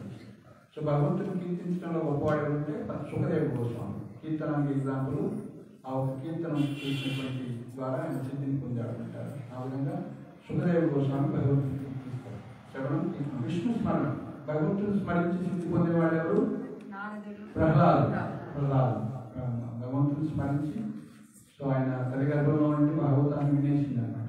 మీరు బయటకు వచ్చినా కూడా 3వ స్కంధంలో ఉన్నారు సో కాబట్టి పరమాత్మ చదివారు, విన్నారు, మళ్ళీ ఇంకొకసారి. సో కాబట్టి మనం బయటకన్నా వచ్చినప్పుడు కనీసం భాగవతం మొత్తం ప్రభుపాద వారు ఎంతో కష్టపడి రాసి ఇచ్చారు, తెచ్చుకోండి, మన దగ్గర ఉన్నాయి భాగవతం సెట్స్. సో వినండి, శ్రద్ధగా చదవండి, శ్రద్ధగా వినండి, నాకు చెప్పండి. సో ఆ విధంగా ఎవరైతే మనం భాగవతం చెప్తామో మనం కూడా అలాంటి ప్రహ్లాదం లాంటి దివ్య దృష్టి అనేది వస్తున్నాం. సో కాబట్టి శ్రవణం, కీర్తనం, విష్ణు స్మరణ, ఆయన కూడా భగవంతుడు స్మరించి అనేక ఆపద నుంచి రక్షించబడ్డాడు. భగవంతుడు యొక్క శుద్ధ భక్తులైన. సో పాదసేవనానికి ఎగ్జాంపుల్ లక్ష్మీదేవి. అర్చనానికి పృథు మహారాజు. సో భగవంతుని అర్చించే వాళ్ళ గొప్పవాడు ఎవరంటే పృథు మహారాజు అన్నమాట. వందనానికి అక్రూరుడు అని కృష్ణ బలరాముడిని తీసుకెళ్తారు కదా, కంసుడు కృష్ణుడిని మధుర తీసుకెళ్తారు. పోతూనే ఆయన యొక్క హరిద్వార్ దగ్గర గంగా నదిలో స్నానం చేస్తూ స్నానం చేస్తే భగవంతుడి యొక్క పాదాలు దివ్యమైనవి అర్థం చేసుకొని వాటి పాదాలు ముద్రలు చూసి ఆయనకి తన్మయత్వంతో సాష్టాంగ నమస్కారం చేసి మీరు దివ్య పురుషులని అర్థం చేసుకుంటారు. ఆ విధంగా ఆయన భక్తులు అనమాట. సో ఆ యొక్క నదిలో ఆయనకి దివ్య దర్శనం కూడా అవుతుంది. ఆయన అనంత చేసిపోయి పడుకొని ఉన్నాడు. నారదాది వీళ్ళంతా గ్లోరిఫై చేస్తున్నారు, గౌడాది వీళ్ళంతా సేవలు చేస్తున్నారు, చామరుడు వీస్తున్నారు. ఇవంతా దివ్య దర్శనం. ఇక్కడ చూస్తే కృష్ణవరా ఏం తెలియదు, అక్కడ చూస్తే వీళ్ళున్నారు అది చేసి ఆయన ఆశ్చర్యపోతుంది. సో ఆ విధంగా వందనాలు అంటే ప్రేయర్స్ చేస్తారనమాట. దాస్యానికి ఎగ్జాంపుల్ ఎవరు? హనుమంతుడు అనమాట. సో బెస్ట్ సర్వెంట్ ఎవరంటే హనుమంతుడు. భగవంతుని సేవ చేసి ఉండేవారు. దాసు కింకరు ఇంకా ఏం చేయాలి సేవ అవును. సో మనం ఏదైనా చేస్తే అహంకారం వచ్చేస్తుంది. నేను ఇచ్చాను ధనం, సో నేను చేశాను ఈ సేవ అనేటువంటి మనకు. కానీ హనుమంతుడికి నేనేం సేవ చేయలేదు, ఇంకా నాకు సేవ కావాలి, ఇంకా నాకు సేవ కావాలి. సో కాబట్టి శుద్ధ భక్తులు ఆ విధంగా ఉంటారు. నాకు ఏం చేయలేదు, కృష్ణుడు గురించి అసలు నాకు ఏం చేయలేదు, వైకుంఠం సో కాబట్టి ఆ విధంగా దాసు సేవ చేయడంలో ఇట్టారనమాట. దాస్యం సాఖ్యం. నెక్స్ట్ సాఖ్యం అంటే స్నేహితుడు. ఎవరు? అర్జునుడు. ఆత్మనివేదం అంటే పూర్తిగా ఆయన అనుకున్నది మన మనసై వాచే వాక్ అంటే మనసు వాక్కు శరీరం అంతా కూడా సమర్పించింది బలిమాల. ఆయనకున్న రాజ్యాంగాన్ని సంపద కానీ అన్నీ కూడా సమర్పించాడు. ఇంకా నా దగ్గర ఏం లేదు స్వామి, 3 అడుగులు ఇచ్చాను నీకు, 1 అడుగు తాగించావు, 2 అడుగులు పెట్టాను లేదు, 2 అడుగులు ఆకాశానికి, 3 అడుగులు ఏం లేదు, నా నెచ్చినే పెట్టాను. సో కాబట్టి ఇంకేం లేదు ఇవ్వడానికి కూడా చాలా ఆత్మ సమర్పణ చేసుకుంటాడు. సో కాబట్టి ఆ విధంగా బలిమాల శరణాగతి అయింది కాబట్టి సో ఆయనకి లోకంలో ఆయన రక్షిస్తూ ఆయన ఉన్నాడు. సో ఆ విధంగా ఎవరైతే ఈ విధంగా భాగవతాన్ని శ్రద్ధగా విని తరించిన వాళ్ళు 9 మంది. సో కాబట్టి ఈ మానవ జన్మలో ఒక మానవ జన్మలోనే ఈ విధంగా భాగవతాన్ని చదివి విని శుద్ధ భక్తుల నోటి ద్వారా మనం భగవద్ధామాన్ని పొందవచ్చు. సో మనం కరోడు 10 కావడం చాలా కష్టం. కానీ ఎవరైనా 4 కోట్లు ఇస్తా అన్నారు అనుకోండి, బండపల్లి పద్మావతి మాసాలను చేస్తాను 4 కోట్లు మనకు రాసిస్తారు. ఒక రోజు మనం కరోడు 10 కావచ్చు అంతే కదా. దాన్ని కష్టపడితే సో ఎన్నో జన్మలు పట్టవచ్చు, లేకపోతే ఎన్నో సంవత్సరాలు పట్టవచ్చు. సో కాబట్టి కృష్ణ ప్రేమ పొందడం అనేది చాలా కష్టం. కానీ భగవంతుడే మీకు ఇస్తున్నారు అంటే తీసుకుంటే మీరు భగవత్ ప్రేమ పొందుతారు. సో అలాంటి ప్రేమని ఇచ్చేటువంటిదే ఈ యొక్క ఇస్కాన్ సంస్థ. శ్రీల ప్రభుపాద చైతన్య మహాప్రభు అంటారు, అయ్యా నేను పుట్టనింట పనులు చేసిన, సో నేను డిస్ట్రిబ్యూట్ చేసిన 4 మీరందరూ చేసుకోండి, నేను చేయలేను, నేను ఒక్కటి నేను చేస్తాను. సో కాబట్టి గోలోకేల ప్రేమధన హరినామ సంకీర్తన. ఈ యొక్క హరినామ సంకీర్తన అంటే గోలోకం నుంచి వచ్చినటువంటి ప్రేమధన. సో కాబట్టి ఎవరైతే బుద్ధిమంతులో ఈ యొక్క హరినామ సంకీర్తన తీసుకొని భక్తిని బుద్ధిమాన్ని తీసుకొని కృష్ణ ప్రేమని పొందుతారు. అందుకే ప్రహ్లాదులు చెప్తున్నారు, సో మానవ జన్మ రావడం ఎంతో ఉత్కృష్టమైంది, గొప్పది. సో కాబట్టి మానవ జన్మ వచ్చిన తర్వాత మనం ఈ యొక్క భాగవత మార్గాన్ని అనుసరించి సో మన జీవితాన్ని సార్థక చేసుకోవాలి. దుర్లభం మనుషులు మానవ జన్మ రావడం బ్రహ్మదేవుడు కూడా చెప్తున్నారు కదా, కౌమారం ఆచార్య ప్రజ్ఞో ధర్మాన్ భాగవతాన్ని దుర్లభం మనుషు జన్మ తదపి అద్రోహం అంతదాం. కౌమారం నుంచి 5 సంవత్సరాల నుంచే ఈ యొక్క భాగవత ధర్మాన్ని పాటించాలి. ఎందుకయ్యా అంటే దుర్లభం మానవ జన్మ. మానవ జన్మ రావడం చాలా లేదు. 84 లక్షల యోగులు ఉన్నాయి. 84 లక్షల్లో మనకు మానవ జన్మ రావడం చాలా దృష్టి. ఏ జంతువు 24 లక్షల యోగుల్లో ఏది మాట్లాడదు కదా, ఒక మనిషే మాట్లాడు. చేప మాట్లాడు, కుక్క మాట్లాడు, పిల్లి మాట్లాడు, జంతువు మాట్లాడు. సో మానవుడు మాట్లాడతాడు, ఆలోచించగలుగుతాడు, ధర్మం ఉంటాడు. కాబట్టి మానవ జన్మ వచ్చింది కాబట్టి భగవంతుడు ఉన్నతమైనటువంటి బుద్ధిని, ఉన్నతమైనటువంటి ఎన్నో విషయాలు మనకి ఇచ్చారు. సో ఎలాంటిది ఉన్నతమైనది ఇచ్చాడంటే మన తండ్రి ఎలా ఉంటే మనం అలా ఉంటామా లేదా? వాళ్ళ అబ్బాయి అని చెప్తాం కదా, ఇది పలానా వాళ్ళ అబ్బాయి అని. సో మనం ఎలాంటి శరీరం పొందున్నాం? కృష్ణుడు లాంటి శరీరం. మనం అనుకుంటాం మళ్ళా కూడా కృష్ణుడు అనుకుంటాం. నో, కృష్ణుడు లాగా మనం కృష్ణుడు ఆ విధంగా 2 చేతులు కదా, మనకి 2 చేతులు. ఎలాంటి శరీరం ఇచ్చాడు ఇప్పుడు కృష్ణుడు? తనలాంటి శరీరం ఇచ్చాడు. మానవ జన్మ అంత ఉత్కృష్టమైనది, అంత దాన్ని మనం అర్థం చేసుకోవాలి. సొంత ఇంట్లో ఆస్తి ఉంటే మనం అర్థం చేసుకోవాలి, అది ఆస్తి అంతా పడేసుకున్నది అది అనిపిస్తాం. సో మనకి అంత తన రూపాన్ని మనకి ఇచ్చాడు, అంతమైనటువంటి రూపాన్ని మానవ జన్మలో మనకి ఇచ్చాడు. అందుకే బ్రహ్మ సృష్టిలో అత్యంత ఉత్కృష్టమైన గొప్పది ఏంటంటే మనం ఏంటి? బ్రహ్మ సృష్టిలో 84 లక్షల వెరైటీస్ ఏంటి? యోగులు ఏంటి వెరైటీస్ అంటే జలజా 9 లక్షలు, 9 లక్షలు నీటిలో ఉంటాయి. జంతు యొక్క జీవరాశి 9 లక్షల వెరైటీస్ జీవులు నీటిలో ఉంటాయి. జలజా 9 లక్షాన్ని, స్థావరాల లక్ష్యం ఉంటుంది. భూమి మీద 20 లక్షలు ఉంటాయి. భూమి మీద స్థావరాలు అంటే కదలకుండా ఉంటాయి. చెట్లు ఇవన్నీ కూడా గుట్టలు అన్నీ కదలవు. స్థావరాల లక్ష్యం ఉంటుంది. క్రిమియో వృద్ధ సంఖ్య, క్రిములు 11 లక్షలు, క్రిములు 11 లక్షలు. పక్షిణం 10 లక్షలు, పక్షులు 10 లక్షలు. ఎన్ని మొత్తం? 9, 20, 29, 11, 40 + 10, 50. సో 30 లక్షలు జంతువులు, 30 లక్షలు జంతువులు, 30 లక్షలు జంతువులు. ఎన్ని లక్షలు అయినా ఇప్పుడు? 80. ఇంకా 4 లక్షలు చతుస్లక్ష్యాన్ని మానవ, 4 లక్షలే వెరైటీసే మానవ. కాబట్టి ఈ మానవ జన్మ రావడం అతి దుర్లభం.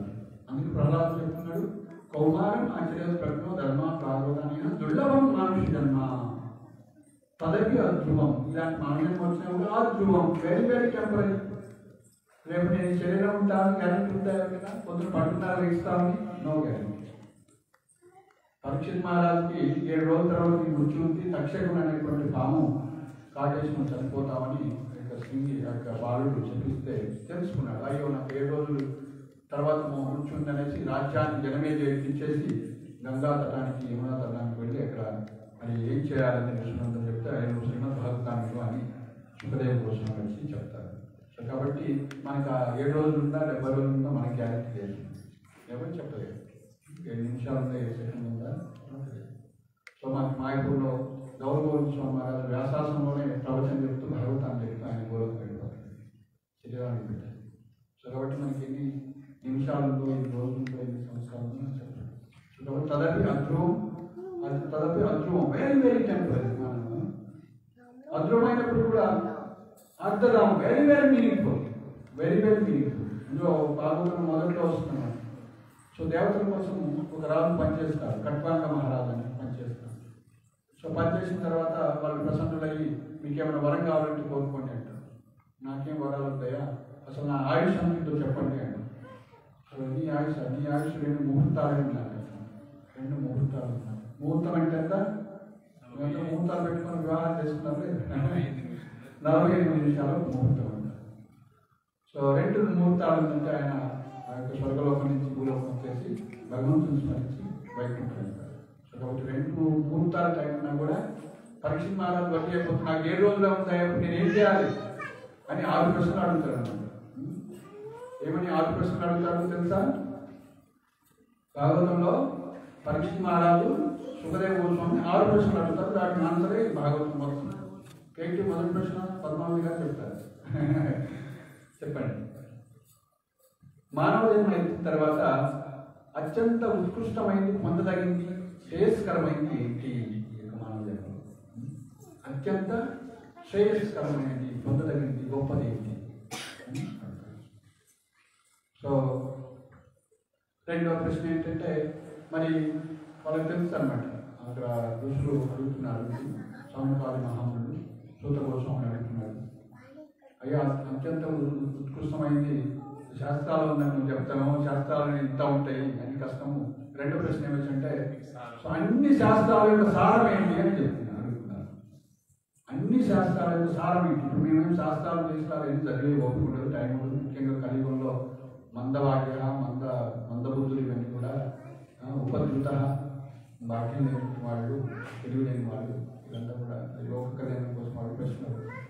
సో ఇక శాస్త్రాల యొక్క సారం ఏంటి? సో మూడో ప్రశ్న ఏంటి చెప్పండి, మీకు అయిపోయింది. సో మూడో ప్రశ్న ఏంటంటే దేవకి వసుదేవుల పుత్రుడిగా ఈ యొక్క కృష్ణుడు ఎందుకు అవతరించారు అంటే కృష్ణ ప్రశ్న వచ్చేసి మూడోది డైరెక్ట్గా. సో నాలుగో ప్రశ్న భగవంతుడి సృష్టి ఎలా చేశారు, భగవంతుడి యొక్క సృష్టి ఎలా జరిగింది, ఆయన పురుషావతారాలు ఏంటి అని అంటారు. భగవంతుడు చూసుకున్నాం కదా,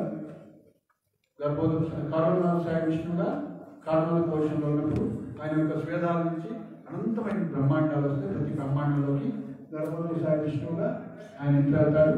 సో ఆ యొక్క గర్భవతి సాయి విష్ణువు మరియు పరమాత్మ ప్రతి ఒక్క జీవి యొక్క ఇదంతా కూడా భగవంతుడి యొక్క సృష్టి అన్నమాట. పురుషావతారాలు అంటే ముగ్గురు పురుషులు, విష్ణు అవతారం పురుషులు అంటారు. సో నీ యొక్క పురుషావతారాలు ఏంటి, భగవంతుడి యొక్క పురుషావతారం. సో ఐదోది మూడోది ఏంటి,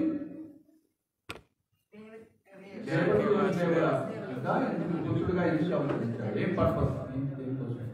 సో తర్వాత నాలుగోది భగవంతుడి యొక్క పురుషావతారాలు, అద్భుత వీర కార్యక్రమాలు ఏంటి అని, ఆయన యొక్క కీర్తి ఎలాంటిదని, అంటే వీరోచితమైన సృష్టి ఏంటి, ఆయన యొక్క కార్యక్రమాలు. అంటే ఈ సృష్టి చేయడం సాధారణ విషయం కాదు కదా.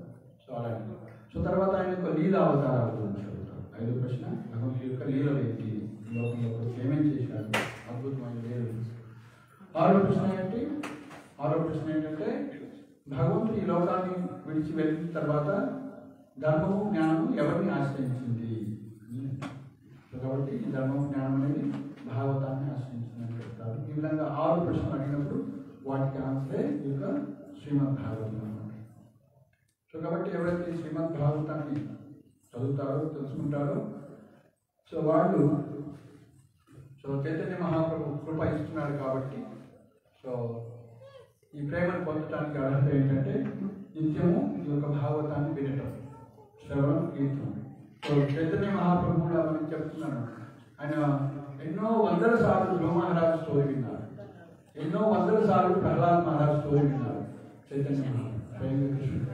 కాబట్టి మనందరికీ ఎగ్జాంపుల్ చూపిస్తున్నారు అన్నమాట. కాబట్టి భాగవతాన్ని మనం నిత్యము శ్రవణం చేస్తుండాలి, ఆ ఉత్సాహాన్ని కలుగుతుంది. కాబట్టి ఈ మానవుడిని వచ్చిన తర్వాత ఏం చేయాలి? మనం అతి ఉత్కృష్టమైనటువంటి యొక్క భగవద్ధామాన్ని పొందడానికి ప్రయత్నించాలి అన్నమాట. బ్రహ్మదేవుడు అర్జునుడు కలిగి భగవద్ మహిమల శ్రవణంచే ఏ మానవుల దేహ లక్షణాలు పారవశ్యము మార్పు చెందునో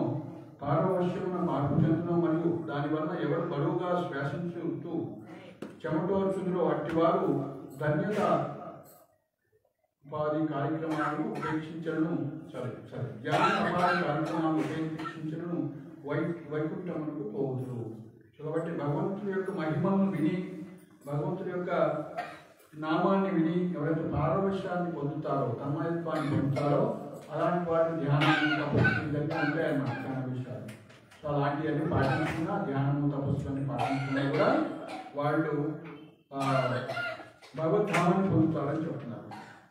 అట్టి భగవద్ధామం భౌతిక పైన ఉండి బ్రహ్మాది దేవతలతో వాంఛితమై ఉన్నది. తగ్గిపోయింది మంచిగా హరే కృష్ణ కృష్ణ కృష్ణ హరే హరే హరే రామ రామ రామ హరే హరే. కాబట్టి భగవద్ధామం అనేది ఎంతో ఉత్కృష్టమైంది అని బ్రహ్మదేవుడు కూడా చెప్తున్నారు అన్నమాట. ఆ విధంగా సనంతర సంకుమారుడు పైన పేర్కొనబడిన వైకుంఠమును తమ యోగ బలముచే చేరి అపూర్వ ఆనందమును పొందిరి. ఆధ్యాత్మిక ఆకాశము వైకుంఠం లోకనందు ఉత్తమ భక్తులచే నడపడేది. దివ్య అలంకృత విమానములచే ఉద్దీపమై ఉండి దేవదేవునిచే అధికృతమై ఉన్నట్లుగా వారు గాంచింది. అక్కడ వాళ్ళు వెళ్ళిన తర్వాత ఎలా ఉందో ఇక్కడ వర్ణన చేస్తున్నారు బ్రహ్మదేవుడు. భగవన్ నివాసము వైకుంఠపురి యొక్క 6 ద్వారములు దాటిన పిదప ఆ యొక్క సనకసనాథుడు సప్తమ ద్వారం చెంత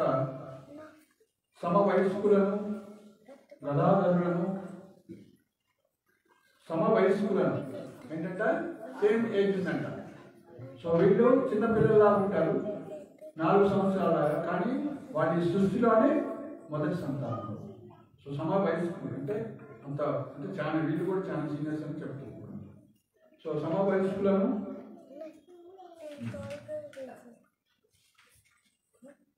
గదా అది ఇవన్నీ కూడా పట్టుకున్నారు అనమాట.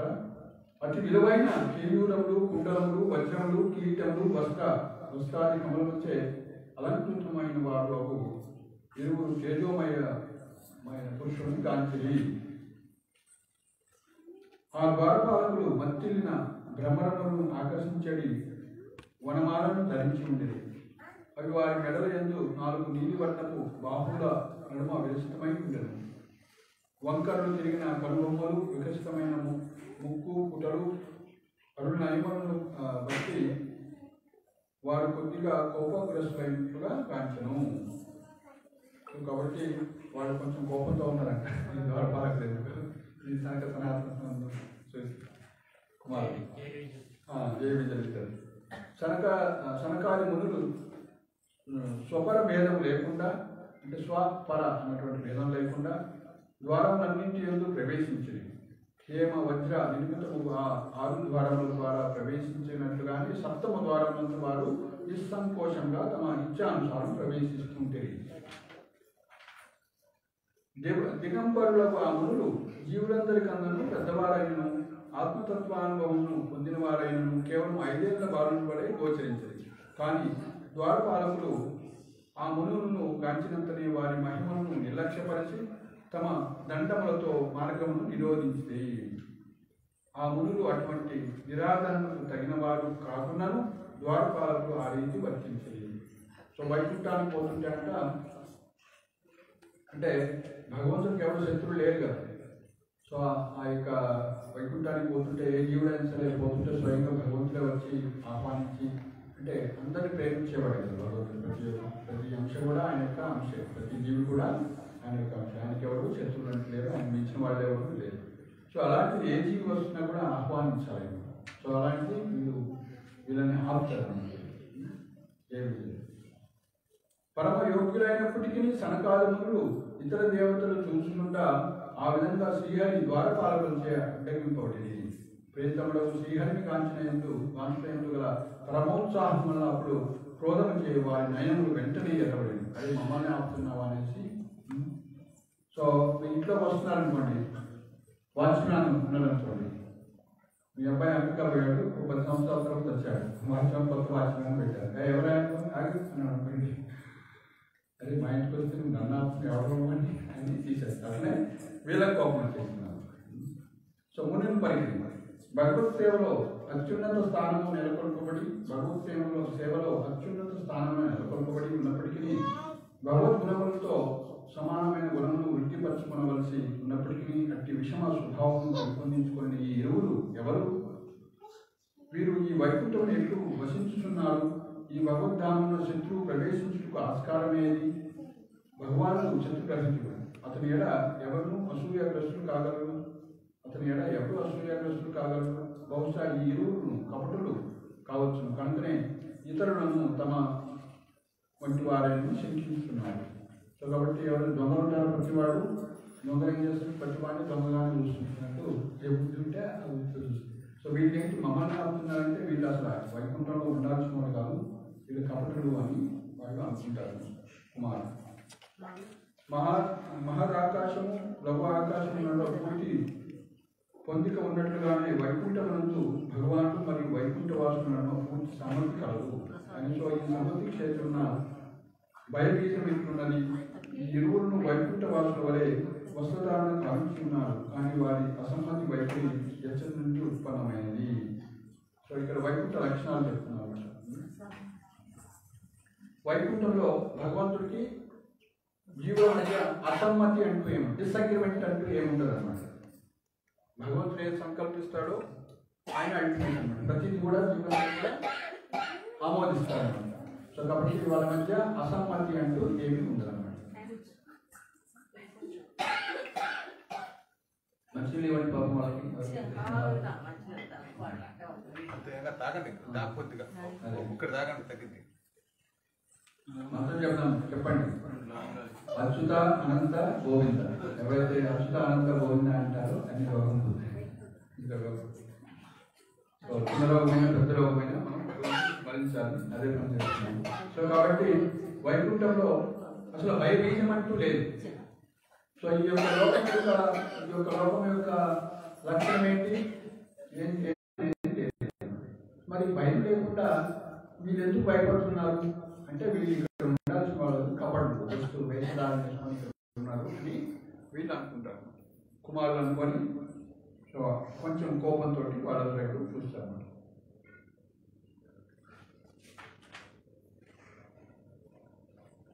కనుక ఈ ఇరువును కల్మశక్తులను ఏ విధంగా దండించవలనో ఆలోచించుము.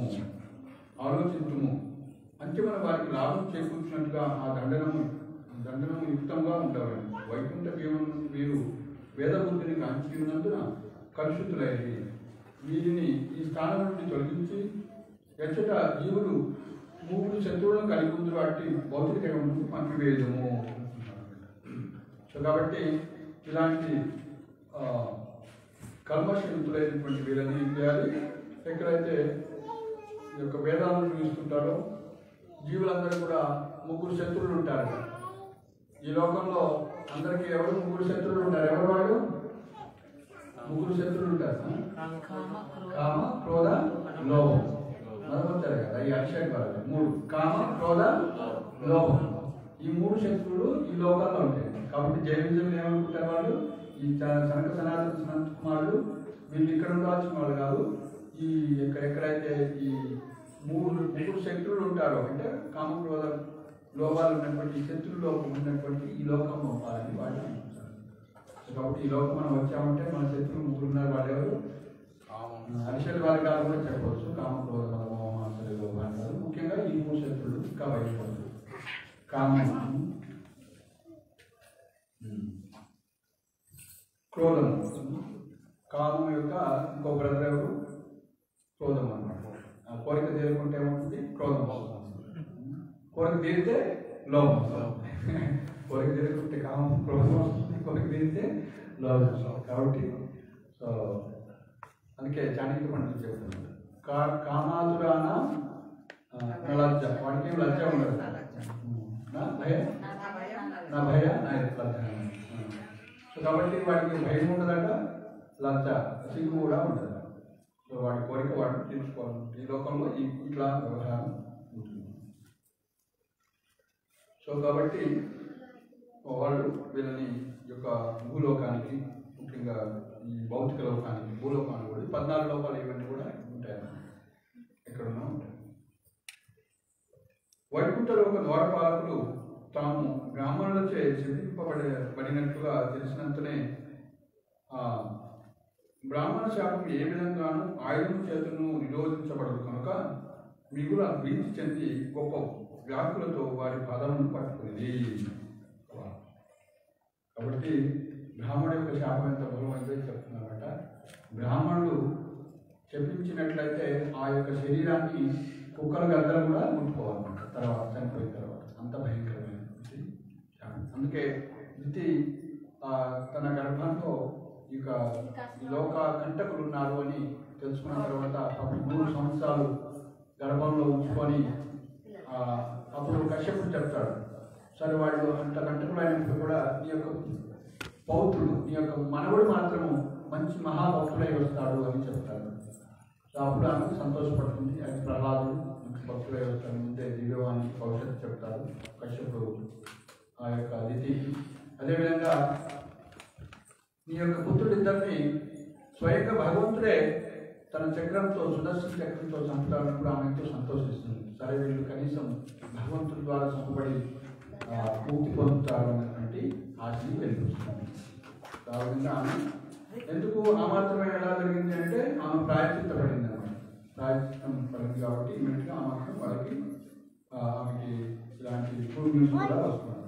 సో కాబట్టి మన ద్వారా ఏదైనా తప్పు జరిగిందంటే ప్రాయశ్చిత్తపడడం అనేది చాలా. సో వీళ్ళు కూడా బ్రాహ్మణుడి యొక్క శాపానికి ఏ ఆయుధం కానీ ఏది కూడా ఆపలేదు. అంత భయంకరమైంది అని చెప్తూ మిగుల భీతి చెంది గొప్ప వ్యాకులతో పాదం పడుతుంది. ఇలా క్షమించండి అని వాళ్ళు ప్రాధాన్యపడ్డారు. మునులచే చెప్పించబడిన పిమ్మట ద్వారపాలకులు ఇట్లు పలికారు, మీ వంటి మునులను గాంచుటను నిర్లక్ష్యపరిచినందుకు మమ్ము మీరు దండించుట యుక్తంగానే ఉన్నది. కానీ దానిచే మేము పతనం చెందినప్పుడు భగవాన్ విష్ణుకి అనేది మోహము మమ్ము ఆవరించకూడదని మిమ్మల్ని మేము ప్రార్థిస్తున్నాము. మా పశ్చాత్తాపం పట్ల మీకు కలిగిన కరుణే అని చెప్తున్నాము. సో కాబట్టి మేము పోతే పోలేం కానీ ఈ యొక్క భూలోకానికి, ఈ యొక్క మత్స్యలోకానికి అయితే మేము భగవంతుడిని మర్చిపోవద్దు ఏ స్థితిలో ఉన్నా అని వాళ్ళు కోరుకుంటున్నారు. భగవంతుడి యొక్క విస్మృతి ఉండవద్దు అని, అలాంటి మోహం మమ్మల్ని ఆవరించకుండా ఉండాలి అని చెప్తున్నారు. మునులేడ తన సేవకులు వరించిన అవమానమును పద్మనాభుడు దురాత్మలకు ఉత్సాహకారకుడు భగవాను శీఘ్రమే తెలుసుకొని పరహంసలచే మహామునులచే ఆక్షేపింపబడి తన చరణార బృందములతో నడుస్తూ లక్ష్మీదేవి చదివితే అతడికి వారించారు. సో భగవంతుడు అన్ని తెలుసు కాబట్టి ఇమీడియట్గా వీళ్ళు దారిపోతున్నాయి, ఒకటికొకటి బియాండ్ లిమిటేషన్స్ శాపాలు పెట్టుకుంటున్నారు, కష్టంలో పడుతున్నారు. ఇమీడియట్గా అయినా లక్ష్మీదేవితో సహా అక్కడికి వస్తారు అన్నమాట. సో అంతవరకు సనత్కుమారుడు వాళ్ళు యాక్చువల్గా ఒకసారి కూడా భగవంతుని దర్శించలేదు. వాళ్ళకి భగవంతుడి రూపం ఉంటుందని కూడా తెలియదు. ఆ విధంగా భగవంతుడు నడిచి వచ్చినప్పుడు ఆయన యొక్క ఆధారమైనటువంటి తులసి యొక్క సుగంధం ద్వారా వాళ్ళ యొక్క హృదయాల్లోకి వెళ్ళి వాళ్ళు అబ్బా అద్భుతమైన రూపమని ఆస్వాదించగలుగుతారు. గతమును కేవలము తమ హృదయంలో సమాధి స్థితి విష్ణు భగవానుడు ఇప్పుడు సాక్షాత్తుగా ఎదురునే ప్రత్యక్షమవుటను సనకాది మునులు గాంచి. సో గతమున కేవలం తమ హృదయంలోనే సమాధి ఎందు గోచరించిన విష్ణు భగవానుడు అంటే వాళ్ళ ముందు ధ్యాన స్థితిలో యోగ స్థితిలో భగవంతుని హృదయంలో దర్శించుకుంటుండేవాడు. సో అలాంటి ప్రత్యక్షంగా వాళ్ళ కళ్ళ ముందు లక్ష్మీ సమేతుడై ప్రత్యక్షము సనకాసనాలు దాన్ని ప్రత్యక్షంగా చూస్తున్నారు వాళ్ళ ఎదురుగా. ఛత్రము చామరాలను పట్టిన అనుయాయులను కూడి ఆ దేవదేవుడు నడిచి వచ్చుచుండ చామరము తెల్లని కేశము తెల్లని హంసల వలె మృదువుగా కదులుతుండేది. వాటి నుండి వచ్చేది అనుకూల పవనములచే ఛత్రం పైన ముత్యాల హారం సైతం కదులుతుండేది. అవి తెల్లని పూర్ణచంద్రుడి నుండి జాలువారు అమృత బిందువులో లేదా తీవ్ర గాలిచే కలిగడి మంచు అన్నట్లుగా ఉండేది. ఆ విధంగా ఆయన యొక్క వర్ణన బ్యూటీ మనం చేస్తున్నారు. భగవానుడు ఆనందని అతని మంగళకర సన్నిధి సర్వుల వరదానమునకై ఉద్దేశించబడింది. సో ఆయన వస్తున్నారంటే అందరికి కూడా మంగళం, అందరికి కూడా ఒక మంచి జరుగుతుంది. అతని ప్రేమమయ ద్రహాసములు చూపులు హృదయ కుహరమును స్పందింపజేయగలవు. శ్యామలవర్ణుడుగా ఆ దేవదేవుని విశాల వక్షస్థలము లక్ష్మీదేవికి ఆవాస స్థానం. సర్వలోకములకు చూడామణి వంటి ఆధ్యాత్మిక జన్మను ఆమె మహిమాన్వితము కావించుతున్నది. ఆ విధంగా భగవానుడే స్వయంగా ఆధ్యాత్మిక జగత్తు యొక్క సౌందర్యమును భాగ్యమును విస్తరించుచున్నట్లుగా గోచరించను. సో కాబట్టి ఆయన యొక్క సౌందర్యాన్ని ఇక్కడ చెప్తున్నారు. ఆయన యొక్క సౌందర్యము లక్ష్మి యొక్క సౌందర్యం కన్నా కూడా ఎన్నో రెట్లు అధికంగా ఉంటుందని చెప్తారు ఇక్కడ వివరణలో ప్రభుపాదుల వారు. తర్వాత ఆయనకు వర్ణన చేస్తున్నారు.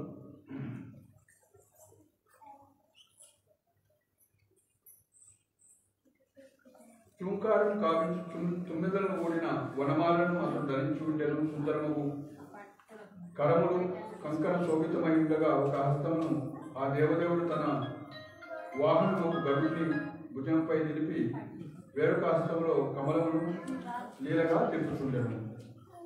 సో ఆ విధంగా భగవంతుడి యొక్క వర్ణన చేస్తూ ఉన్నారు బ్రహ్మదేవుడు.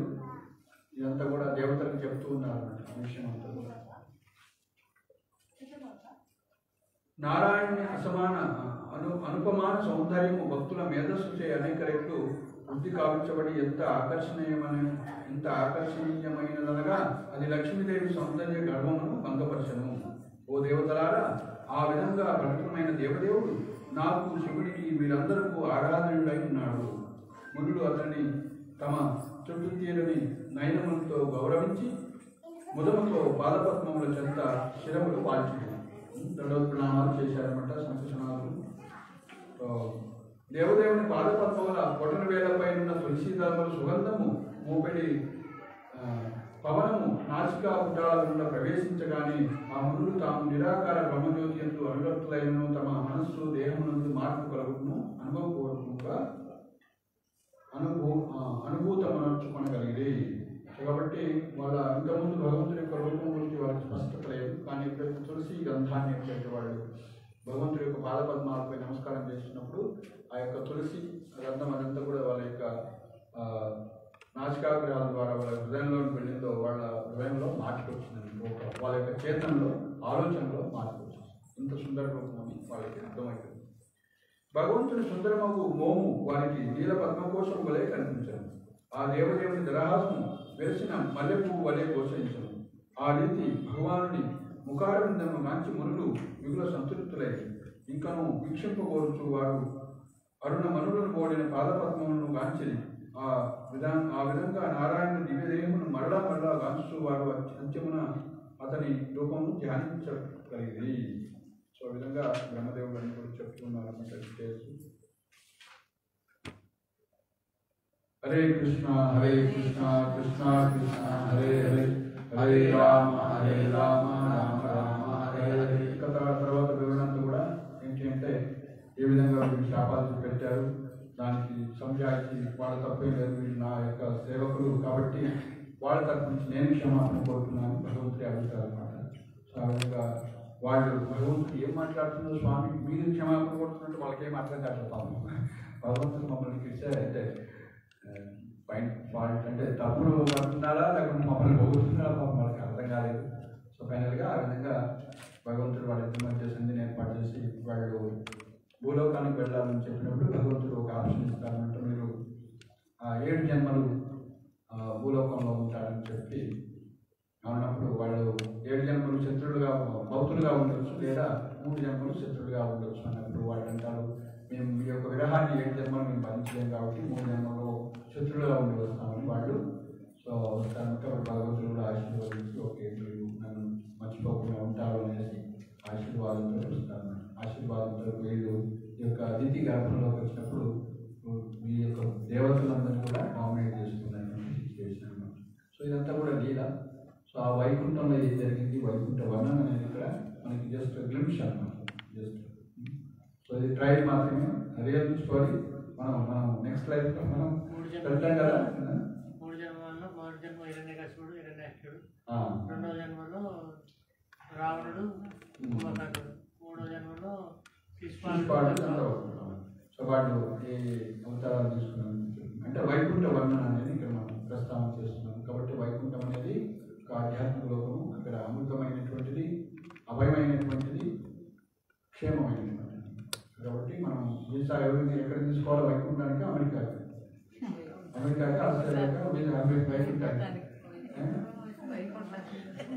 మరి అమెరికాకి వైకుంఠానికి వీసా కావాలంటే ఏం చేయాలి?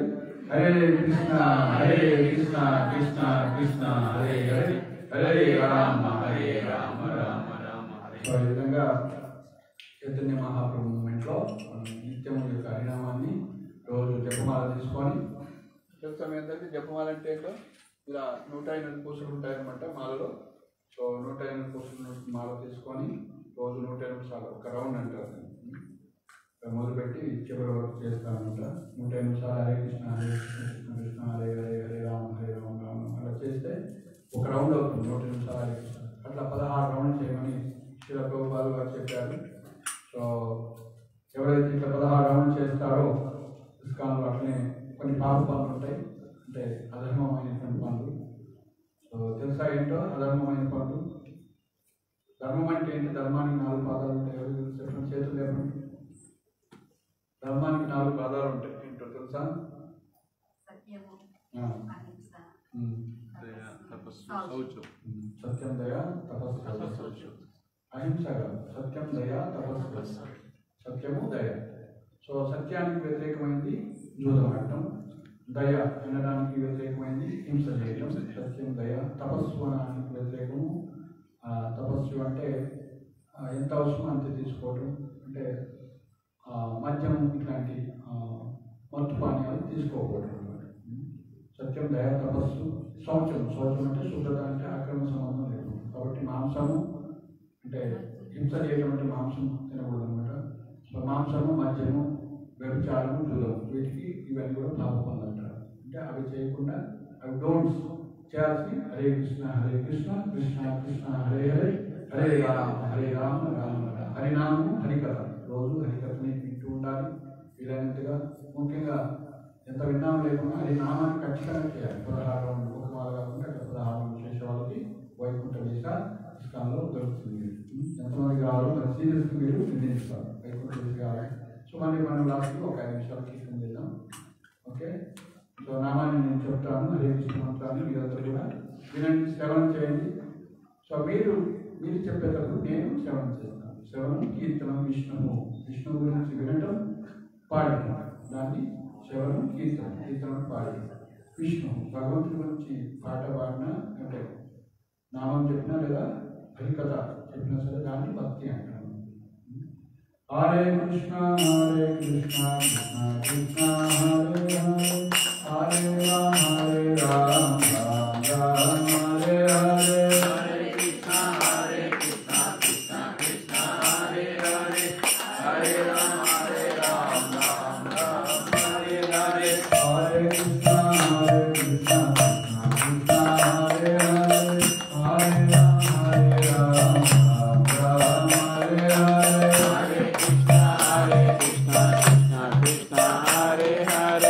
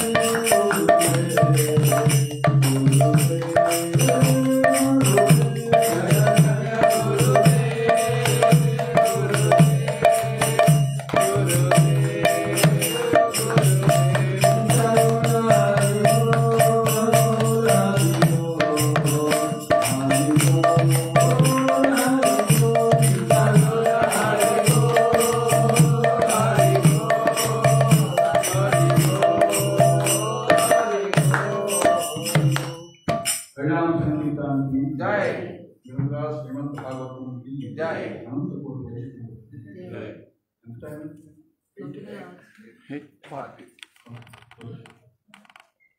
हरे कृष्ण कृष्ण हरे हरे हरे राम राम।